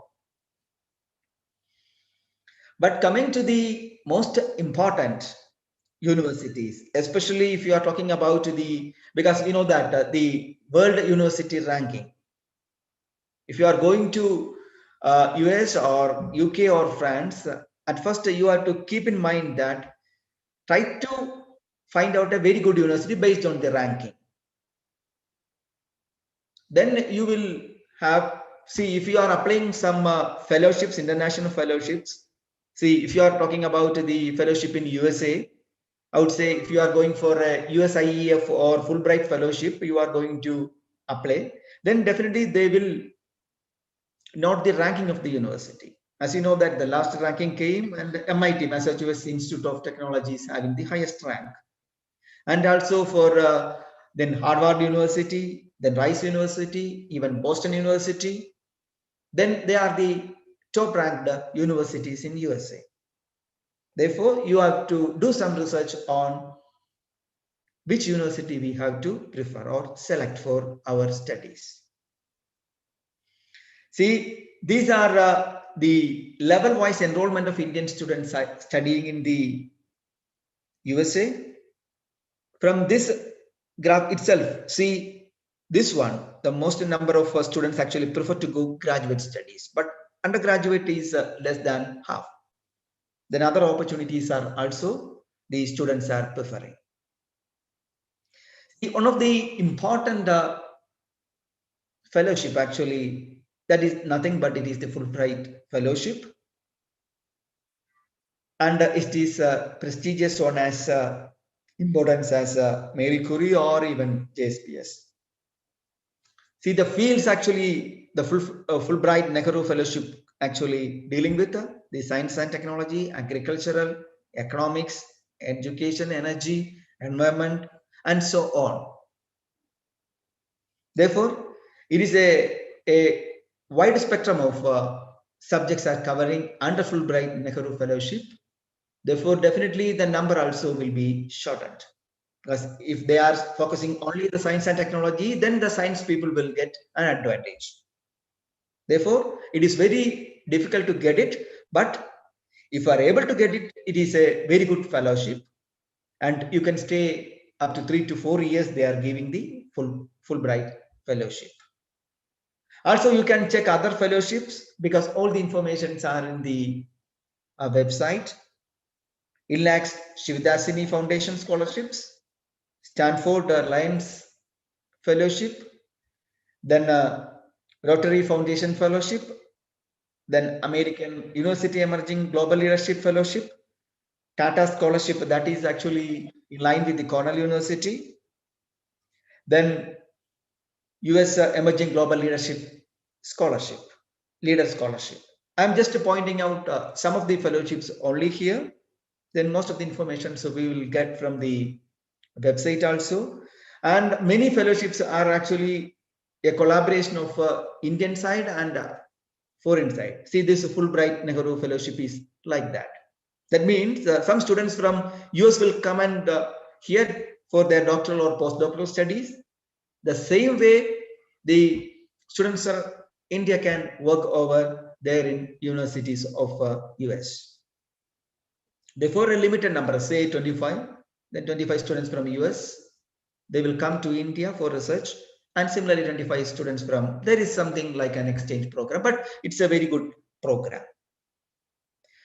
Other than this, actually, the universities individually will give the postdoctoral or doctoral opportunities. That actually we have to get from some job notification or postdoc notification site.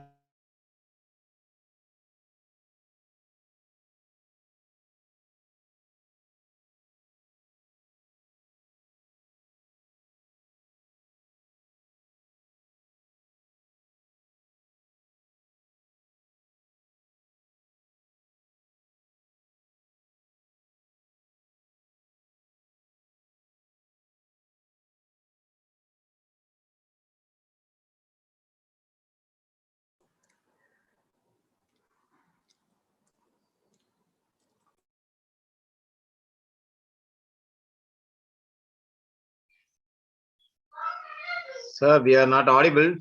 We can't hear you.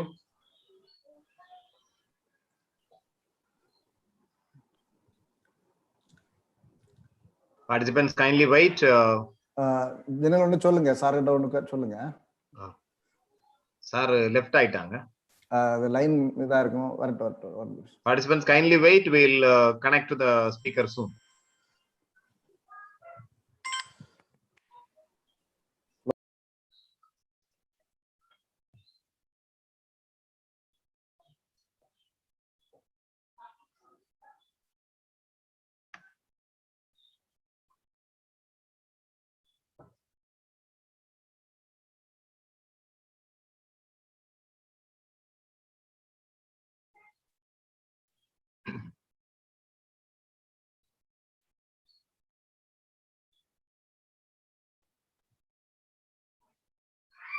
Sir, I'm sure you have joined back.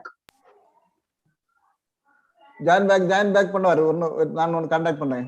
Sir வந்துட்டார். வந்தாச்சு இல்லையா?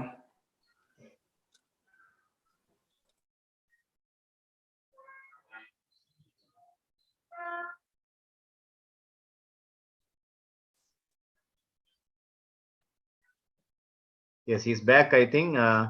Yeah. Now clear, sir? Yeah. Okay, sir. Okay. Sorry for the... Sir, you do one thing. If there is any network issues, you can just switch off your video so that the data will be saved. Yeah. Okay. Now it is clear. Don't worry. Okay. Yeah, okay. yeah, okay. Thank you. Okay.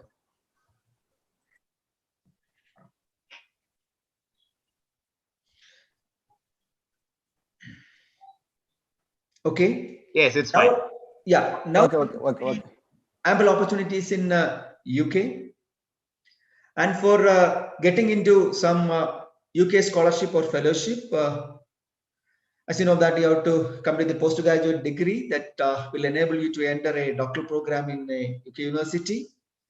And they will have some discussions, and you have to be more motivated and academically able to follow a UK doctoral studies. Actually, initial period, some means high-level institutes or universities will check your ability to do research in UK. And the many fellowships are given by the UK. One is the British Council Fellowship, then Commonwealth Fellowship, UKIRE Fellowship, and some individual university fellowships are also available. See, if you are thinking about the British Council Scholarship and a great word by Nelson Mandela, that is the caption of their brochure. The education is the most powerful weapon we can use to change the world. Therefore, those who are interested in doing research, once you read that sentence itself, you will be definitely motivated. See, coming to the UK, you know that there are 4 important regions in UK. One is the mainland that constitutes the England. Another one is the Wales, Scotland, and this is a part of Ireland, but it belongs to UK. That's a Northern Ireland. Most of the research institutes are actually located, universities located in England. It's a mainland. Then the Scotland, it is much colder than the rest of the UK parts, but very important institutes or universities like Scotland University, Glasgow universities are settled over there. Coming to the England, you know that the highest ranked institutes like the London University of Oxford University and the Cambridge universities, actually they are established in London. And I would like to talk about some other, especially the fellowships that are given by the UK government or NGOs. You can see Commonwealth itself having a PhD scholarships, split sites scholarship. For doing masters, they are giving scholarships, then some shared scholarships, and so on. And the importance of Commonwealth fellowship is actually, see, you can, because you will be a great chance to get it, because these fellowships can apply only by the Commonwealth countries. You can see the countries like Australia, India, only few countries are able to apply for Commonwealth fellowship. Then a lot of opportunities are also there.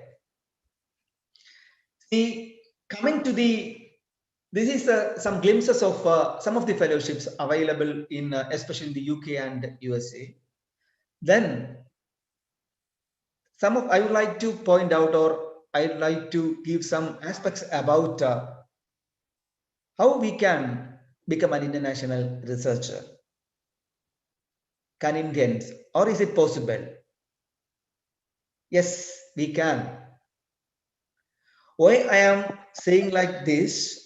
Because if you are determined to do research abroad after completing the PG or postdoc after completing the doctoral studies, you should need 5 important qualities.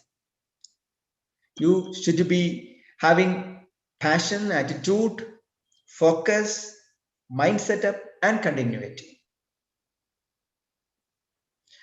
Therefore, you should have some primary things to get a fellowship outside. This actually you can start from the second year of MSc program, because now the research papers are criteria, especially for doctoral students. Therefore, the MSc intern is crucial, or MSc dissertation work is important. Those who are having very good exposure, especially now, you know that most of the colleges are sending their students for dissertation outside their college, sometimes to the department of universities or research institutes, and they have to work around 2 months, 3 months, or up to 6 months. Actually, that is the first and the most important stage to go ahead with the research aspects. See, in NSS also many students are coming for dissertation purposes from all over the country, and some people from outside also. Most of the people are getting 3 to 4 or 5 months, but I would say only 2-3% students are highly ambitious. Some people, they are intelligent, they are even having very good marks, but okay, they want to do research, but they won't work very well over in lab. They want to submit the dissertation into the college and should get some marks. From my experience, what I am talking is, see, it's a golden opportunity for the students, especially looking for research career. You have to dedicate 100% time for doing the dissertation work. Because if you are lucky, if you are a hardworking, passionate student, definitely your work can be converted into a research paper.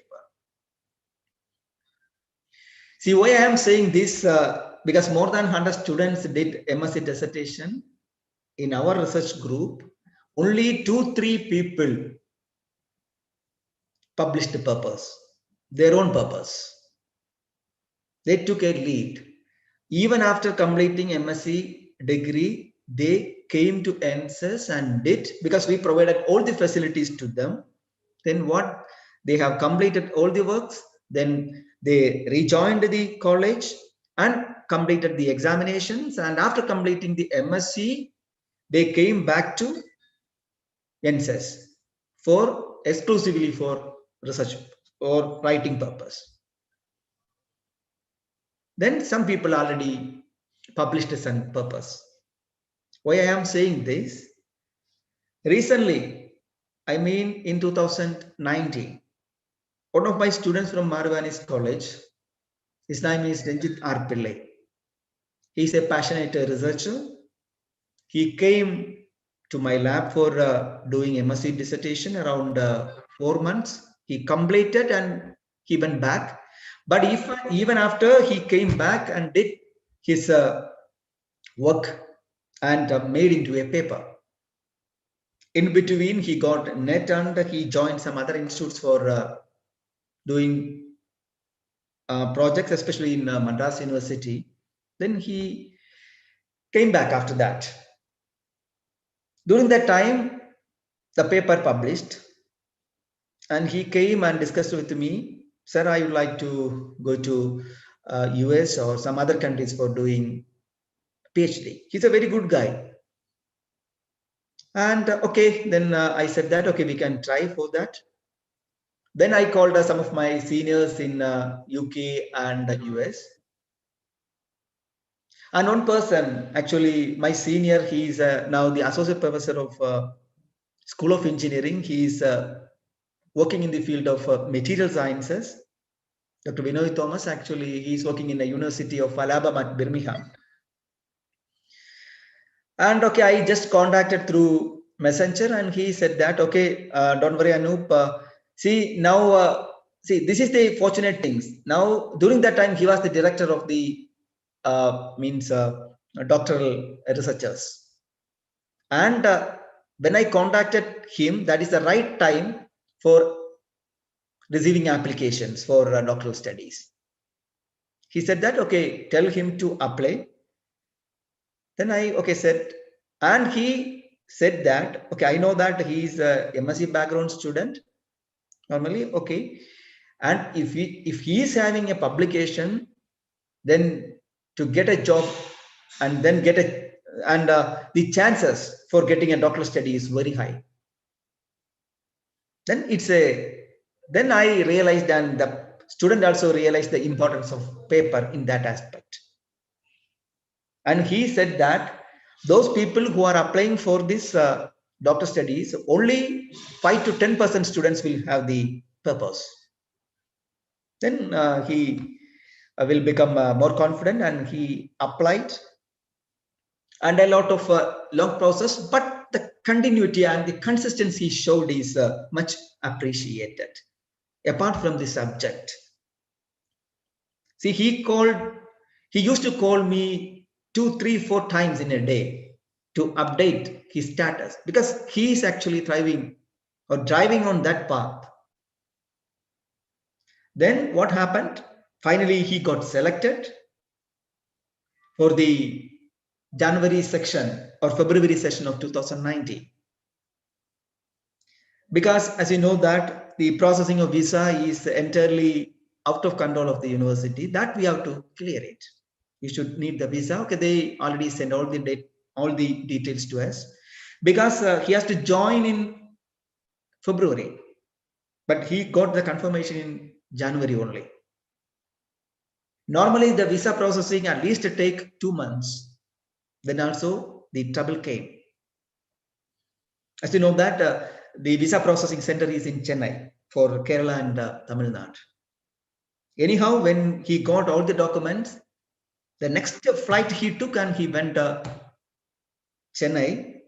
and we have to apply some slots available.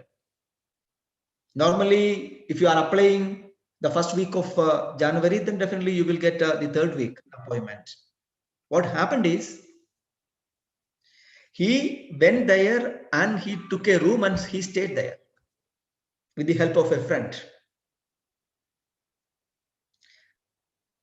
Fortunately, he got a slot within 7 to 8 days. And he went over there and applied for the visa. And he came back. But unfortunately, it took so many days, and he has to join somewhere the third week of February.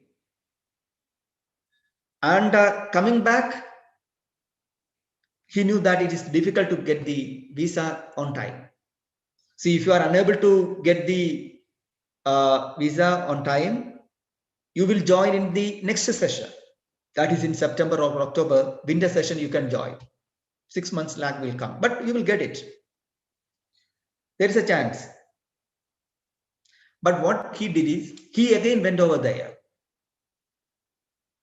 And suddenly he knew that the processing, because everything is online, processing is almost finished. And he is also brilliant because he gave the temporary address in Chennai itself. Therefore, he can save at least 2 to 3 days. When he's dispatched, the next day he got the visa, and in advance he booked, because somewhere he has to join by 20th. Then he got cleared only in the 18th. Then 18th in the morning, because he used to call many times. In the afternoon, he is actually in Chennai. His flight to the New York is in the midnight from Trivandrum. You can think the time gap. Then he came back, and his family set up all the things near the airport, and straight away he came back. It's around 6 o'clock he came back, and he get ready with all those things, and the next flight he went to US and he joined successfully. Therefore, the time is money. And moreover, the important thing is that, as you know, that after March, the end of March, the COVID-19 pandemic came. Definitely, if he didn't take that risk, he will not get it. Therefore, what I would like to point out here is, we know the opportunities, research opportunities, we know the countries, we know the platforms, but the person, those ability to achieve, that is apart from the subject. There is no chemistry or there is no biology in that things, because he took the risk, because he think out of box thinking. Then, as you know, that the great Nobel Prize winner, the Paulo Coelho, there is one great quote from him. If you are strongly determined, you want it, then the whole world will help you to achieve that thing. That I have seen in that person. Why I am saying in this platform, now due to this digital world, we know the things, especially one research position in Mongolia, one university in outside.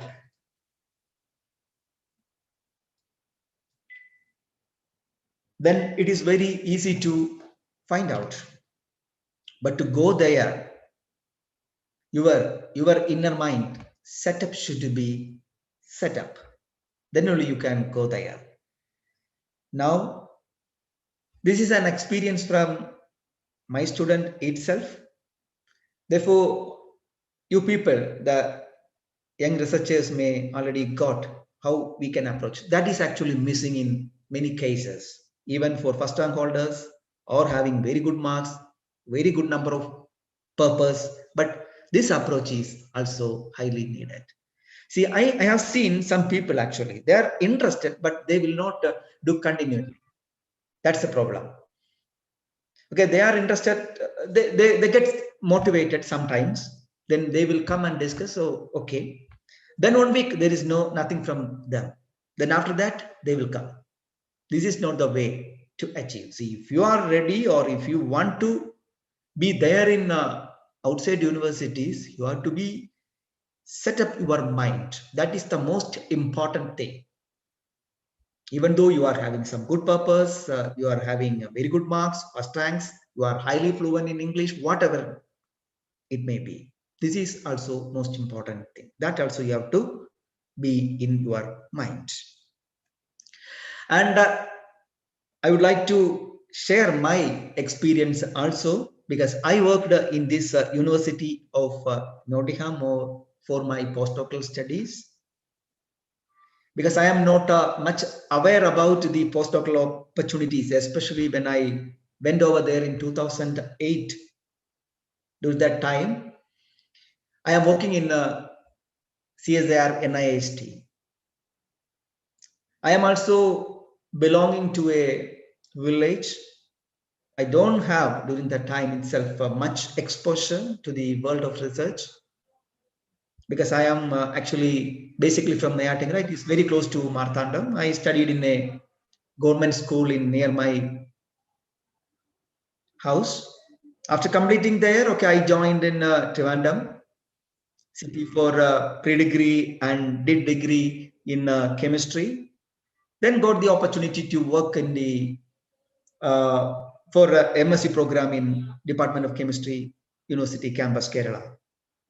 Then after completing the PG, okay, normally if you are working in or studying in departments, having research facilities or research centers, then you will have some motivation to do the research. That came only during that time. Okay, I want to do research. Then I straight away, I qualified the examinations and joined the PhD. Then after completing PhD, I don't have anything to go abroad. But at the final stage, I realized that it is better to go outside India to get some exposure. For that purpose only, I applied for CSIR Research Associateship, because if you are having a good platform, if you are applying some research opportunities from that platform, that definitely it will help you. Then I joined in NIST, because during that time I'm having some good purpose, especially in water research, Journal of Hazardous Materials. Therefore, somewhat I am confident I will get the CSIR. Then I joined over there, because now, okay, we are getting the net connections, everything in our mobile, then in house, in office. But during that time, you know that the net facility available only in the institute. Therefore, whatever I want to do, everything I have to do in the institute itself. First year, okay, I concentrated on the work. Again, published on paper. Then next year, because it's a 2-3 year course, 3-year RA program is 3 year. Then I planned it like that. First year, completely dedicated to the work. Then got some publications.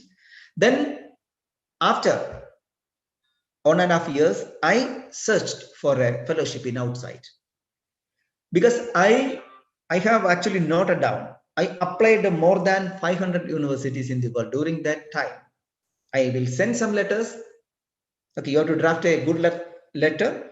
Yes, actually, my professor, he helped me a lot to write, how to write, everything. But when you are sending letter, 2-3 days after that, sorry, we don't have any vacancies for postdoctoral opportunities. Like that, many things came. Then I pursued some fellowships like JSPS. I applied for 3 times, but no way to get it. Then, as similar, I applied for the UKIERE fellowship. That is the British Council fellowship. Fortunately, I got a chance in the University of Nottingham. There is a School of Biosciences. It's a Department of Environment Science. There is one professor. She agreed and sent me a letter. Then very quickly I applied. just before one day of the last date. But fortunately, I got it. Only 7 people from India has to work in the US, sorry, in the UK. That's a great opportunity for me to explore in the world of research, the facilities, their thinking. During that time is entirely different from what we are thinking. Especially, I changed many of the research aspects that I already inherited. I changed, especially the Nottingham universities. During that time, it is around 70. The ranking is 71. We cannot imagine the size of the universities and how many students and the endowment, the facilities. If that means, if you are determined, definitely you will get it. And that exposure actually helped me to establish a lot of facilities in NSS, because we got a very good chance in NSS. And the way they are thinking, see, you can see one electrical, because it's a university of having 2-3 campuses. This is the main campus actually. And you can see the biggest department, we cannot imagine, is a 16-story building of electrical engineering. That is much higher than many of the big buildings in India.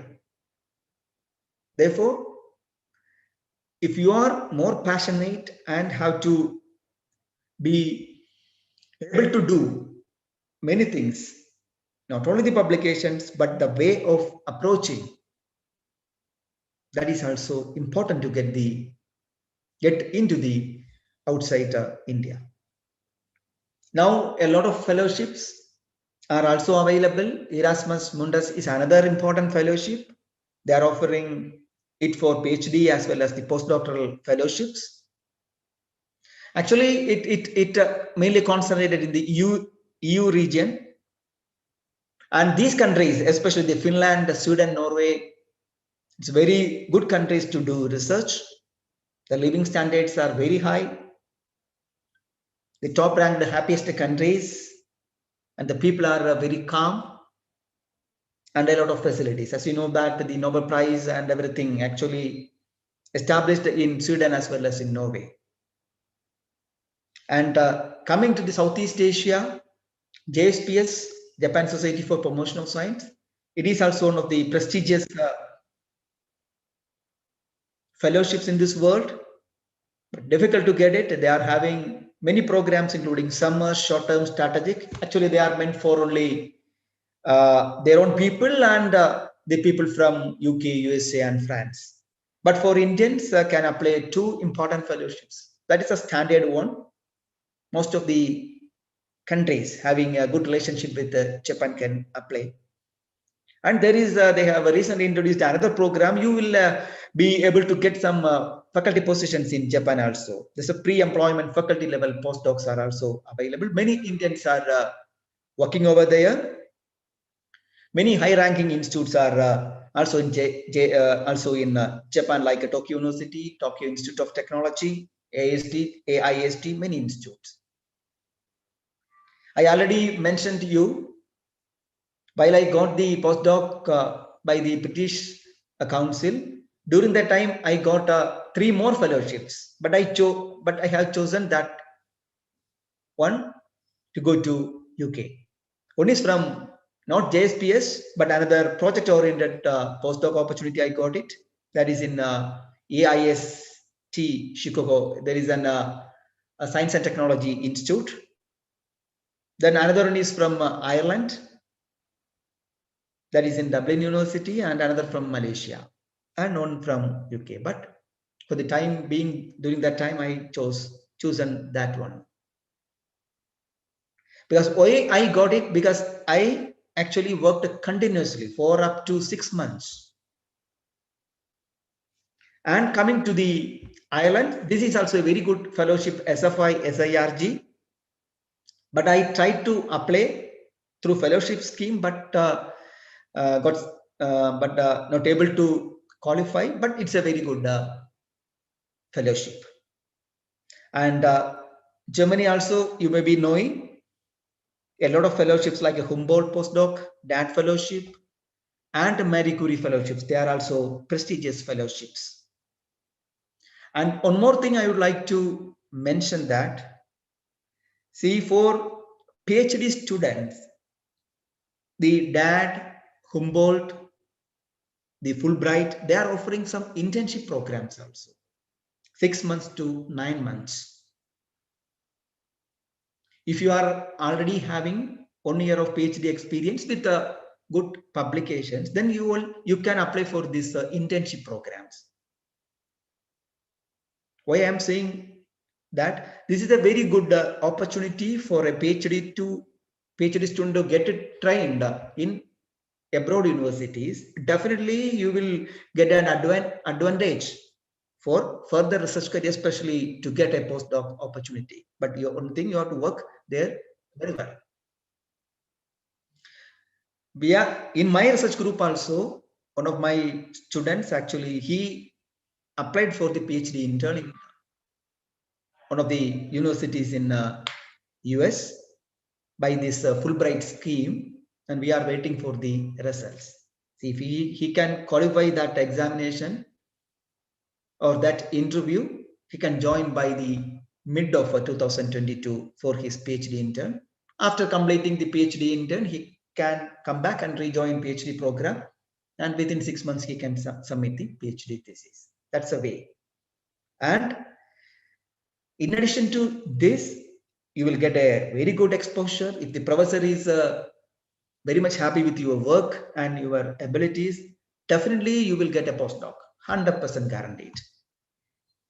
And you will get some good publications. Moreover, you will earn around 1.25 lakhs of rupees per month also. Only thing, you have to work very well. And these type of opportunities only few people are actually using. And coming to one of the best research platform in this world is Israel. A lot of people are now preferring Israel also. They are providing a lot of fellowships, postdoctoral fellowships to Indian students, because India and Israel have a very good tie-up, especially in the science and technology part. Therefore, you can also apply. Then apart from this, China, Korea, Taiwan, Malaysia and Singapore, especially in the Southeast Asia, means you can also search in the opportunities based on your subject. Okay, if you are chemistry, I would like to say, if a general chemistry, organic chemistry, physical, nanochemistry, whatever it may be, you can apply in related fields also. Because I am actually a adsorption science based, especially the environmental chemistry. But now I moved to biogeochemistry aspects. Therefore, while you are finding out the subjects, you have to be very keen. Because if you are going for US, you have to check the job market also, if you are having some choices. And your interest is the most priority. It is always better to find out a subject that is something different from your normal subject. That also they will count. If you are doing a particular type of, for example, carbon reduction or particular type of organic synthesis, you switch over to some other fields or sensors like that. That means, so then they will think, okay, you can manage many things, but you will get the degree based on the PhD. That means based on chemistry subjects. Therefore, subject-wise, you have to be very keen. Then also group-wise. Then you should search some research groups. They are highly established. They are having a big funding. But subject is not much coincide with your own subject. But you can also make some gap-filling ideas in their group. Then you can choose it. Because there is a great chance to get the fellowship. They are having very good number of publications. and also they are having billions of funding opportunities. Therefore, group wise also you have to check. See, if you are interested in water chemistry, then water research chemistry or water research chemistry group or water group, environmental chemistry group, environmental science group, you can check it. And coming to the Indian scenario, a wide spectrum of facilities are actually here. Because if you are going for a PhD program, definitely the most important institutes like IAC, IAST, IITs, NIT, ISAs, definitely you people can prefer, because most of the institutes need the GATE, especially for doctoral studies. Then you have to be in advance with the GATE with very high scores. Then a lot of colleges now having very good facilities. They are research centers. You can choose. Then university departments are also very good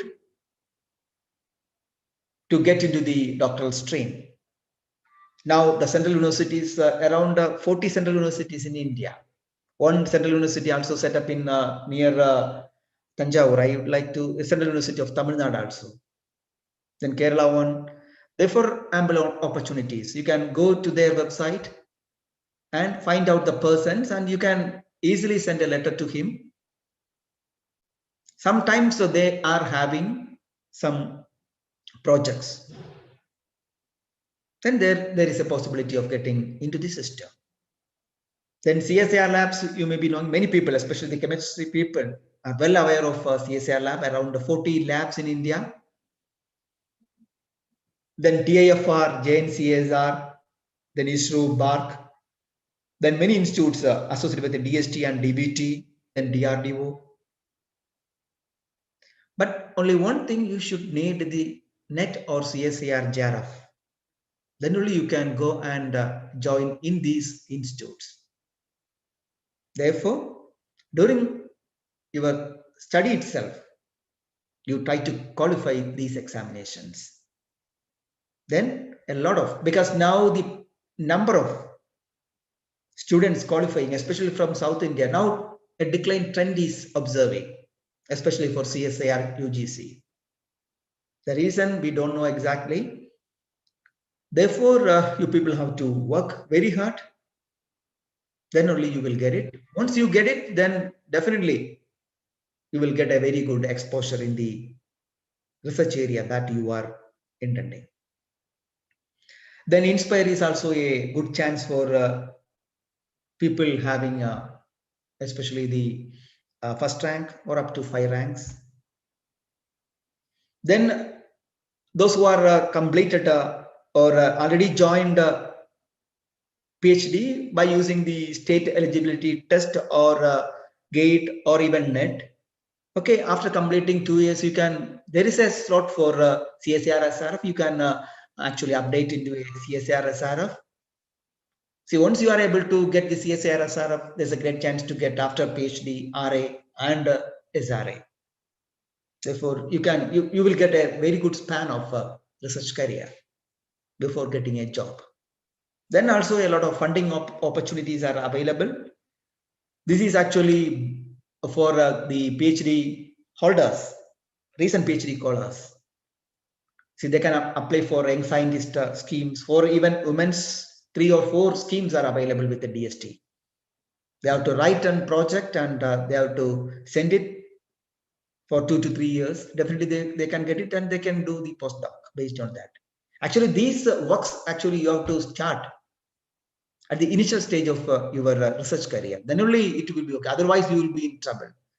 Once you got the PhD degree, definitely it is just like a battery. Once got awarded, some 60-70% discharge will happen. This is a normal thing. You will be relaxed.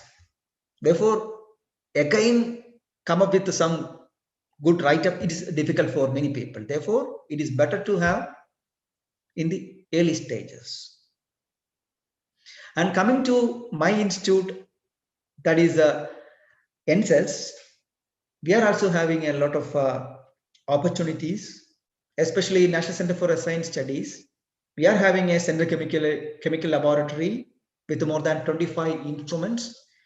Many people from Neshmani as well as Scott Christian College actually have a very good exposure to this lab.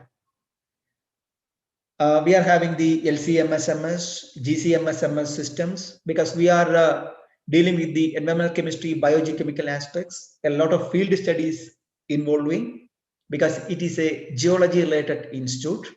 Now, if you search in the website of NCES, around 56 vacancies are invited for different levels, those who are having BSc, MSc, doctoral degrees, especially in the field of chemistry,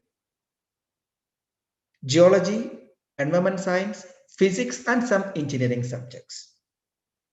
Chemistry also, we have invited for project scientist post, project associate 1, 2, 3 like that, lab assistance post. Therefore, some people are interested, you can just go into the NCES website and it's an online application till 20th, I think so, July. It's also a good opportunity. The thing is actually it is a ministry sponsored programs we are dealing like that. Therefore, it's a program for 5 years. Anyway, initially they will give to 1 year if you are having a very good thrust on research work, then you will get up to 5 years. You can continue, and the fellowship is also equivalent to CSIR. If you are talking about the project associate 1, you will hardly get around 38,000 rupees per month, including the HRA. Project scientist, project associate 2, you will get around 44,000 rupees with the HR. Therefore, it is a very good opportunity for people. And then you have to remember, we are more concentrating on environmental chemistry. Apart from this, what we are getting, you can travel a lot in and outside India because we are having a lot of field programs. Even we are going to see, we are looking into the river basins. River basins, you know, the area where the river is flowing or the streams that joining into the river. Therefore, that full area, that is called the river basin. Now, our team is going to study the Kaveri River Basin, the entire stretch from highland to lowland. That means from Karnataka to Tamil Nadu. You know that more than half of the area is in Tamil Nadu itself, especially the central part of Tamil Nadu. Then a lot of river basin in Kerala, Himalayas, other river basins like Tungabhadra. Therefore, you can travel a lot. Therefore, that also a plus point of joining with the NCES. And we are also participating, some of our groups are also participating with the Antarctica mission program. Some, especially the geology students, are going to Antarctica for 3 months. Some of our labs are in Antarctica. They are going and they are studying and they're taking samples and get analyzed by in NCES. That exposure, and the people are going to Arctic. The people are going to cruises. As you know, that cruise programs are, many research vessels are available with the Ministry of Earth Sciences. Last we went in 2020. 2 of my research scholars went for that program. It's around 45 days of program. They are collecting the samples from the east as well as the western part of the seaside, especially 10 kilometers from the land. It's a very good experience also, and exposure. Therefore, and it is also better if you are trying to choose an organization, you try to find out some of your close friends or label person, what are the works happening there, rather than go into the website. Then you will get a lot of information, the difficulties and the positive sides, because many people are not looking into, they are only seeing the name and going into for joining. Therefore, these type of informations will help a lot. And also, if the people are highly interested to visit here in NSS. After pandemic, you people also can come and see our laboratories. We are having a lot of facilities over here. Definitely the interaction with the scientists over here, especially the hands-on training, there may be a chance to get get in touch with many instruments like the GCMS-MS, LCMS-MS, then AS, MPAS, then surface area analyzer, then CHNS analyzer, TOC analyzer, SEDIgraph, then continuous flow analyzer. Many instruments are available, and we are covering the whole spectrum of analysis with respect to water and soil and sediment. All the facilities here we are having, the FTA are like that. Therefore, it may be a good chance to have a it's a good chance for the people to be here for getting some exposure. And in near future we can see, and if any doubts related to the water analysis, many people are coming from various colleges in Kanyakumari district for analyzing their samples, and you are welcome. And I hope that this is useful for you people. Thank you very much. Hello. Thank you, sir. Thank you for that excellent talk, in-depth talk on your on opportunities within India and abroad. I'm sure you have talked much about abroad opportunities. Yes. I'm sure most of the students might have got enriched with the points you have given. So now the session, if you have any doubt, you can just ask directly to the speaker. If there is anyone who have to clear your doubt immediately, you can just ask your question.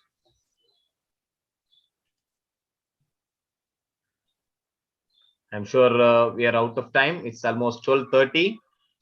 So you can contact the speaker personally in his email ID for any clarifications. Now let me invite Dr. Isaac Sobanraj to present the vote of thanks.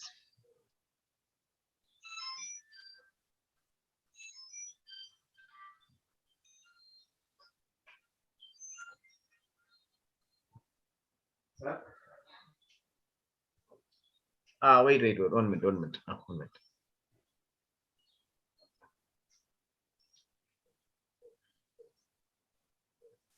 Yes, actually the participants were kept unmuted due to the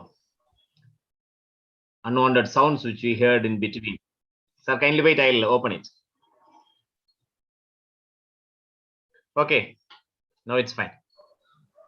Okay. Yes. Can you hear me? Fine, we can hear you.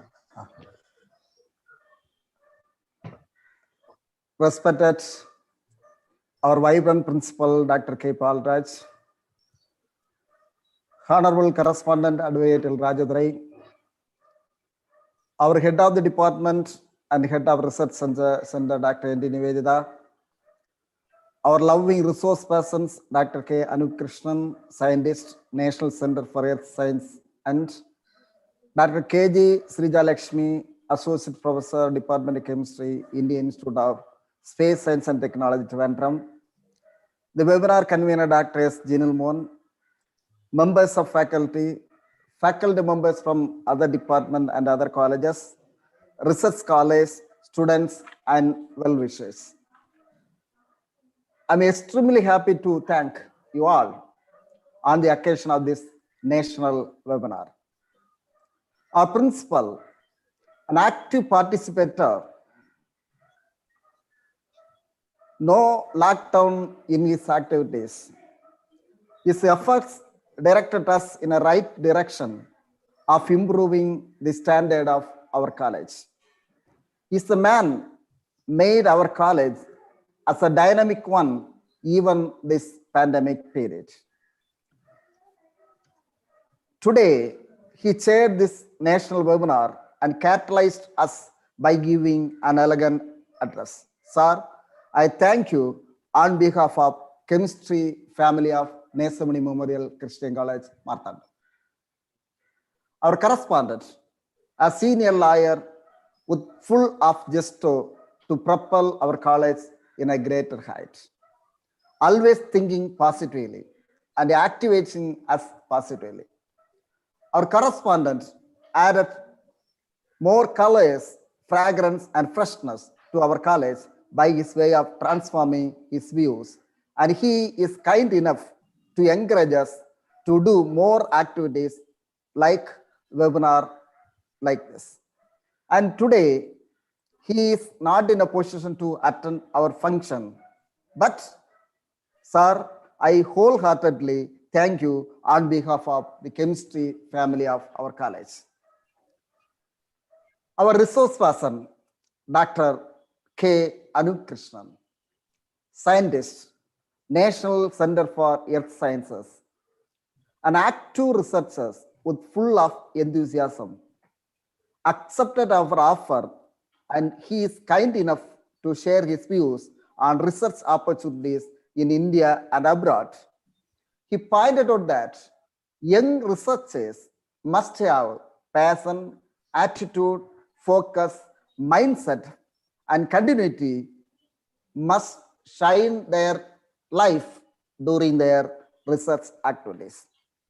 Dr. Anup, I can truly say that your deliberations paved the way for better understanding and research opportunities in and abroad. Dr. Anup, we the chemistry family wholeheartedly thank you. Thank you. Welcome, sir. Welcome. Thank you. Dr. K.G. Srija Lakshmi, Associate Professor of Chemistry, Indian Institute of Space Science and Technology, an emerging researcher with just of inculcating knowledge, wholeheartedly welcomed our offer and shared her knowledge in the arena of research opportunities in space science organizations. She pointed out that opportunities are like that of sunrises. Hard work and right direction in inspirations are the essentialities needed for young researchers. Your lucid way of presentation vividly quenched the tempo of young research aspirants. Ma'am, we, the chemistry family, wholeheartedly thank you. Thank you, madam. Thank you so much. It was my pleasure, sir. Thank you. Thank you. Our head of the department and head of research center and coordinator of this national webinar coordinated well for the fruitful conduction of this program. Always, madam, encouraging us with a smiling face. Madam, we thank you on behalf of all of us. Dr. Jinil Mohan, the convener of this program, took much pain and strain to organize this program in an elegant way. Dr. Jinil Mohan, we thank you wholeheartedly. Our faculty members, they are the real pillars of this program, always supporting all the activities of our department. I thank all of them. Especially, I thank the faculty members from other departments of our college and faculty from other colleges. I thank all of them. I thank all the research college students and well-wishers for their effective participation. I think that this webinar might have helped them to choose their own track in the path of their research and research activities. With this, let me conclude my thank you. Thank you. Thank you very much, Sri Lakshmi madam. Thank you, sir. sir. Anup. Thank you, sir. You accepted our offer even by our phone. We are highly grateful to you. Sir, one of your friend is here also, sir. Yardley. Only. Very good. Not friend, our student. Yeah. Okay. Well, thank you, sir. Thank you for that formal vote of thanks. I thank Dr. C. Isaac Sopanraj, who was the person behind this conference, behind this national webinar. He contacted the speakers and he was the one who initiated this. I thank you, sir, on behalf of all the faculty of our department, our NMCC college, and all those who are gathered here. Thank you. Now, dear friends, kindly maintain silence for the national anthem. The feedback form is in the chat box. You can use it, and your certificates will be issued as soon as you complete the feedback. And those who are joined in the YouTube live, kind the chat. And for the next 52 seconds, I request all of you to maintain silence for the national anthem.